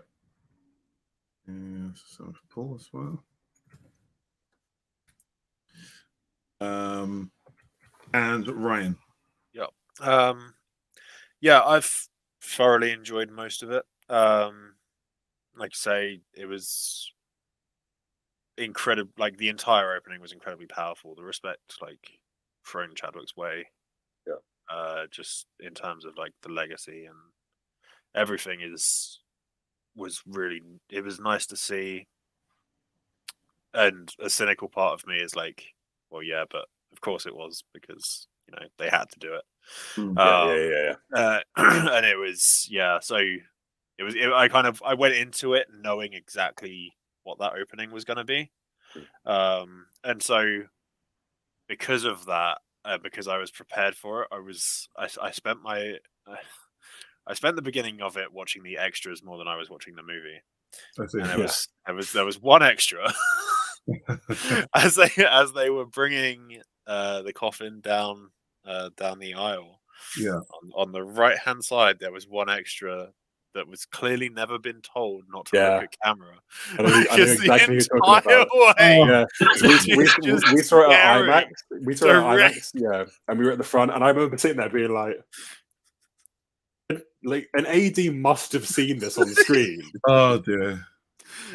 Directly at camera, and it didn't like. It was distracting. It was distracting. It is. But yeah, so like divorcing it slightly as much as you can from obviously the loss and everything, and the acceptance that we're never going to get Chadwick as Black Panther again. Yeah. I think I'm fine with Shuri as Black Panther. It seems very clear to me that it was never the plan. Yeah. So because of that, it's sort of jarring. But I liked the take that she's she has the rage that Killmonger has or had, and the legacy of her brother and stuff. And so that like duality is really cool. From just like a thematic character perspective, from an actual like story beat perspective, because I could sing the praises of the first 2 acts. The movie falls apart in the 3rd act for me. Shuri makes really stupid decisions. I get that they're fueled by anger and stuff, but I'm sorry, your entire enemy army is like water-based Atlanteans, and you decide to fight them in open ocean on a boat, and it's like, come on, you're smarter than this.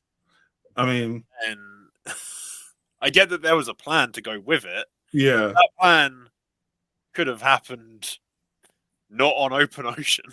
I don't think so. The whole, from my understanding, the whole point was they were trying to emulate a similar situation as to what drew them out in the first place, where they feel like they're in control, and there is that vibranium detector device. Sure. But you also knew that they were going to attack Wakanda. And so you move out the civilian populace of Wakanda to a safe destination, and then you have to fight in Wakanda on your own turf. Like, the fight was coming to them. They didn't need to seek them out to do this plan. Because wasn't the plan to dry him out? Yeah. There's a plan to get but they're see, I mean, if they were going to Wakanda, they're ready for battle. Their intention is to go against Wakanda. With that, they're intending to go against humans like they have before, and they're just like in the first instance, and they were trying to get their guard down so that they can get him into this isolated situation. At least that's the way that I read it. Yeah, I think there's a little bit of fan fiction in that explanation. I think process that that's what I got from her. Their thinking, the process. Yeah, and literally, it's not something that they said explicitly, but that's just what. Because someone else, I had this conversation with someone else, and that's just what seemed to make sense to me. But yeah, perhaps it's not that clear. Yeah. It just doesn't seem wise to me. It's a risk. Yeah, but I mean, a movie point of view, when you've got a bunch of villains who from the water, then you need to have a water-based fight. Oh yeah, absolutely. And I mean, you can hand wave it away as Shuri didn't think it through because she'd just lost basically everyone that ever mattered to her. But yeah, and then you've got like the Power Ranger suits that everyone gets in the final act. It's like, okay. It's I weird. like- Yeah, that's the I don't thing. know. No, because so the Midnight Suns, whatever the blue things are called, I Yeah. thought those are fine because it made sense for those to kind of be things that they have in Wakanda as like general army against real big bad.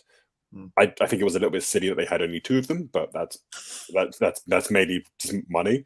But then like when you have that, plus you have Shuri in her own nanotech Wakandan vibranium suit, then you have Ironheart added onto it as well, and then you do have M'Baku there with his stick. It does kind of sully, like there's like, oh, why isn't everyone just in a Megazord suit? Yeah. Yeah. Yeah. Especially when you had the whole spear thing from the first movie. It's just like, Exactly. all you need is the spear sort of thing. That's Yeah. all they need. And they Well, can it take on anybody with it. I think And tradition. they illustrated that so well in Falcon and Winter Soldier as well. Yeah. I think tradition has been one of the things that's supposedly held them back a lot. So Okoye is the one who was against the suit. So even when she did the first prototype, she was completely against it. So they only had time to produce one more between for that sort of thing. So I excuse them. I think if the suit had an explanation of them fighting underwater, but they're basically just like vibranium scuba suits, which allow them to be fluid and stuff, I think that would have made more sense. Yeah. But Yeah. they were I like, what they the were- key for. Yeah. yeah, but it was like, no, we're going to give you jetpacks. We're going to give you bulletproof. We're That going to was- make it yeah. super. It's I like, also okay, yeah, just, no. like from a design perspective, I genuinely think they look like Power Ranger villains. See, Actually, I that's think a they lie. look like Kit They look Fisto. like Beetleborgs. Yeah, If anyone yeah, remembers yeah, Beetleborgs, 100%. they look like Beetleborgs. Big bad Beetleborgs. Yeah. One thing I will say with the fights, however, and I'm only saying this because I was looking at the writers, is the fact that obviously it was written by Ryan Coogler and his writing partner, which means that we've got 2 very good antagonists that were written by the same people, which is a good start. But looking on the IMDb and the pictures, one of my favorite fucking scenes in that entire movie is the break-in on the vibranium like shack, whatever it was, and the doors open and it's completely black, and then through the darkness step the Dora Milaje. Yeah. Oh, I could have. That Yeah. alone, That was like, amazing. sends chills down my spine. Yeah. That's like perfect MCU cinematography there. Yeah. Of like that's like I can almost see that as a panel in a comic book, you know, and how they step out. And I wish we had more of that in the MCU as a whole, of like shit like that. So fucking good. Yeah, no, absolutely. So, so Ryan, given that, what would you? Yeah, probably a 7 as well. I'll go with consensus on this. Yeah, I don't think Riri added enough to be present in the movie. Yeah, Riri was I a think really. I think she could have been implemented in her show, and it would have been fine. That's exactly. Do we know if Riri was always meant to be in the script, or if she was a later addition? She was supposed to be in the scripts, but what changed was how she was in the story, including her suit. So I got to see the artist who actually who did them. He showed the suits without the augmentations and things like that. So it looks amazing without them, where it looks more similar to more like the original kind of Iron Man thing, because it seems like they went straight to War Machine-ish sort of thing with the whole kind of big thing. So he actually he showed how it was, I think when underwater, it was supposed to break apart, like those extra bits were supposed to break off or something like that, and then come out without those, like in a normal sort of thing. And it's just like, oh my gosh, this armor looked so much better. I saved that picture as well, in case I might end up trying to. The thing is, that's something that you can like with Iron Man's suit up in Iron Man 1. Yeah, it's something that you can focus on those details when that's the main character in the show. Yeah, 100%. Yeah. But you can't do that in an ensemble cast. Exactly. And that's the thing, is like, because once it's done and they're like, cool, thanks for making this really wicked vibranium suit, but it's staying here because you can have it. Yeah. Story. Yeah. Which I'm really glad about, because I really don't want. Yeah, in Ironheart, I don't want to see nano suits. I don't want to see that. The whole point is we want to Was see it a nano suit? Yeah, it's the same as the vibranium weave that he has when, like, you know, when his comes from the necklace in the first movie. It's that same technology where it's like nano vibranium weave that just kind of like emanates from one thing. Yeah. Either way, it's way too advanced, and we wouldn't get to see the mechanical. I mean, it's the Spider-Man problem. Exactly, the Spider-Man problem, and that's what I don't want that, and I hope that she kind of has to go back to zero. Yeah, she can be inspired by what she saw, but go back to zero in terms of the stuff she's using. And you know, I do like the fact that her Mark 1 suit was just infinitely more powerful than Tony's Mark 1 suit. Yeah, I mean, but that's what happens, right? Now, right, kids are there's a level, because we're quickly delving into how she was being introduced in the comics, which I fucking despised. Yeah, no, there is a level. But right now, a kid can write Facebook as it is now in the space of probably like a week or two, sort of thing. Like, it's just given how sort of tech works and how the inspiration works and stuff like that, I can get that. Having said that, from a storytelling and visual detail perspective, I really want them to go to the first Iron Man kind of feel as she's trying to put this thing together. It's just so much more interesting to see. Just justify it. Justify her going like on in-universe, like 4chan or something, and finding leaked, like, stolen blueprints of Tony's to work like her basis off of. Yeah, because 100%. That fully, like, all of Tony's blueprints exist on the internet somewhere in that universe. Yeah. Well, this is where Armor Wars can really help. Like, because the whole point is his stuff, like, Stark Industries is in trouble after Spider-Man No Way Home, and there's probably a lot of stuff being brought into the government. There's probably, what's her face, Madam Hydra person has probably got some specs as well, whatever. So it would be good if she got her hands on it and used it and things like that. That'd be really cool. Justin Hammer. I really want to see him back. I don't like every time. I've watched that one shot a few times now, like with and I really want to see Justin Hammer back. Black Panther, emotional as heck. I have some of the biases to Alex, and I was particularly sad that we're not going to get Chadwick Boseman. I kind of prepared myself emotionally beforehand because I had time to. Yeah. And it was really the end that hit me. That ending, like that. I remember. I wasn't expecting it. I remember when it started, and the whole audience just went, "Oh no!" Yeah. Everyone was just like, "Oh shit, fuck! Oh no, I'm ready for this." This is me, like, outing myself as someone that doesn't really care for children in the slightest, but I oh no, it wasn't. No, sorry, you rolled my eyes. Sorry, no, I was like, it wasn't doing this. No, so it wasn't a child thing. It was the scene when they showed old T'Challa footage. Yeah. Okay. Yeah. That's what I mean. Like, the whole audience literally sighed at the same time in our hearing. Yeah. I wasn't expecting that, and with the kids, so.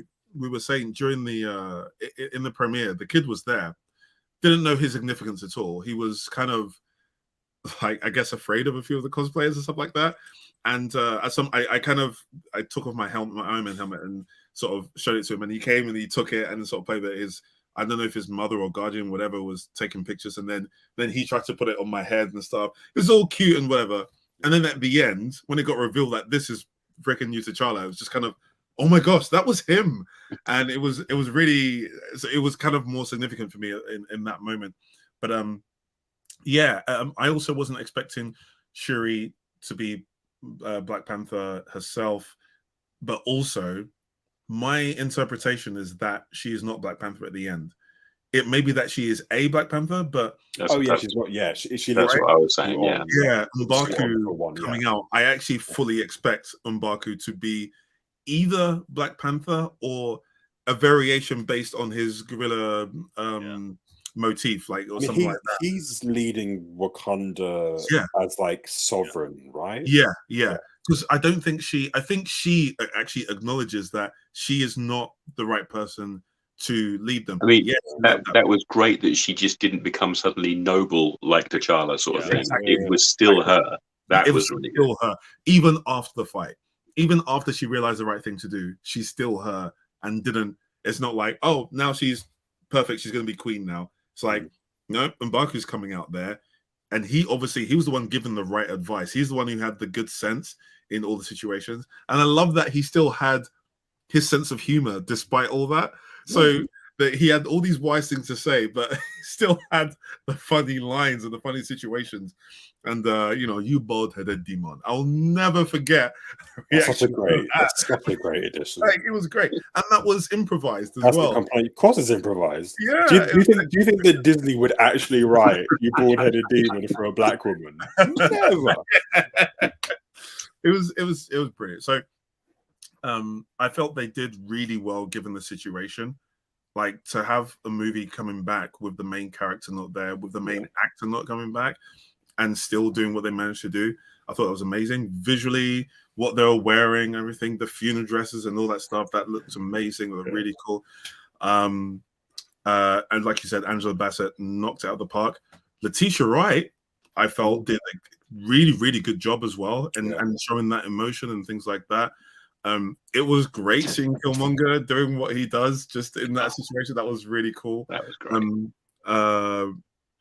I agree about the Power Ranger thing, mainly from the comic book side of me was like, hey, cool, this is like the comic books. But then the other side of me is looking at it and it's like, that's why it's in the comic books. Like in daylight, everything in daylight there looked a bit kind of Power Ranger. I do agree.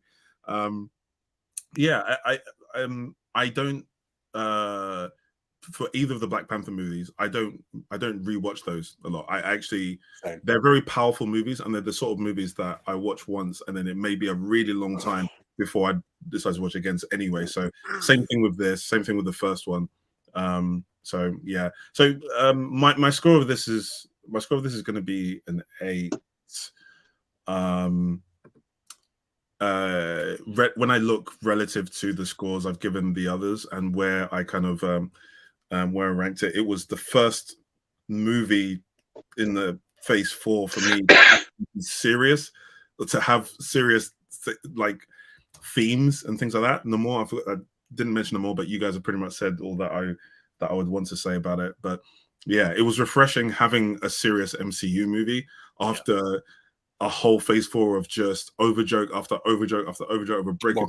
Coming from Thor to this is just like, I mean, it's just right. Well, there was Thor, and then there was She-Hulk, and I was like, MCU is not going to be the same again. Like, so it was nice to feel that it was real again, if that makes sense. So I think that's why they're giving this an 8. Okay. I'm gonna leave it on that. I've sort of tried to compile everyone's rankings as I go along. Just need to see where that slots in for me. Okay, so this one. Okay. So we'll soon have the next time we meet, we'll probably either be talking about Quantumania or anticipation for Quantumania. Phase 5 is beginning very soon, and I think hopefully it's going to be more interesting from a universe connectivity point of view. I'm hoping, but or a movie quality perspective. I really need that. We really need that. I really hope that Wakanda Forever kind of broke that. I think it's certainly reinvigorated people's faith in what the MCU can be when it's done properly. Yeah, absolutely. So Alex's rankings. We've got surprise, Eternals at the bottom, and then Thor, and then equally Doctor Strange, Shang-Chi, Black Widow. He's got on the same level. And then Wakanda Forever. I gave Black Widow a 5. You gave Black Widow. Yes, you gave Black Widow a 5. And what did I say was equal there? Doctor Strange. I think Shang and Doctor Strange might be equal, because I think those are either 6 or 7. Actually, no, it might actually be 5, 6, 7. So Black Widow, Shang-Chi, Doctor Strange. Doctor Strange, you gave. I'm sorry, my bad. Doctor Strange and Shang-Chi are equal. Yeah, Yep. like I said, and Black Widow is yes. Yeah, sorry, my bad. Yeah. No problem. So yeah, Black Widow, Doctor Strange, Shang-Chi, and Wakanda Forever, then Spidey, which makes all the sense. And Paul, we've got Thor right at the bottom. It was fun seeing Paul completely laid into a Marvel movie like that. So, and then Doctor Strange next, and then Black Widow, and then Eternals, and then Shang-Chi and Wakanda Forever, but equal, and then Spidey on the top. For Ryan, we've got Thor right at the bottom, and then Black Widow, Eternals, Doctor Strange, Shang-Chi, Wakanda Forever, and Spidey. There's definitely more of a pattern with more of a consensus with the movies than the others in general. For myself, Thor, Black Widow, Eternals, Doctor Strange, and then I've got Shang-Chi and Spidey and Wakanda Forever on the same sort of enjoyment level. So I think I haven't sort of done a compilation yet, but obviously Spidey is the top one in terms of our general consensus, and then Wakanda Forever and Shang-Chi are there and thereabouts, 2 or 3. So those are our top 3 altogether, and our worst altogether is definitely Thor. The what if of the movies. It's the what if of the movies, because it was what if Thor. Like this wasn't a what if. This is the but why. I love that. What was that? Was that Honest Trailers or I can't remember now? But probably. It's a very easy joke to make. Yeah. When they do the title thing at the end, it's like, but why? It was quite funny. But yeah, this was really good and fun to chat about again. I do miss these. It's hard to get to doing it because I'm usually mentally exhausted from like the week of work, whatever it happens to be. But when we get into this, it's always really fun. So thanks for getting into this again, and much easier for them. And yeah, we'll try to, when we come to the others, we'll try to get others to come and join us as well, like we used to. We have the freedom to do that now with this channel. So yeah, so that'd be really cool. So yeah, good to see you a lot, and always fun indeed. And you have a good night. Go watch Werewolf by Night. Yes, I will. Yes, honestly, watch it. Yes, sirs. Yes, sirs. I will do that indeed. All right. See you guys. Later, guys. Yeah.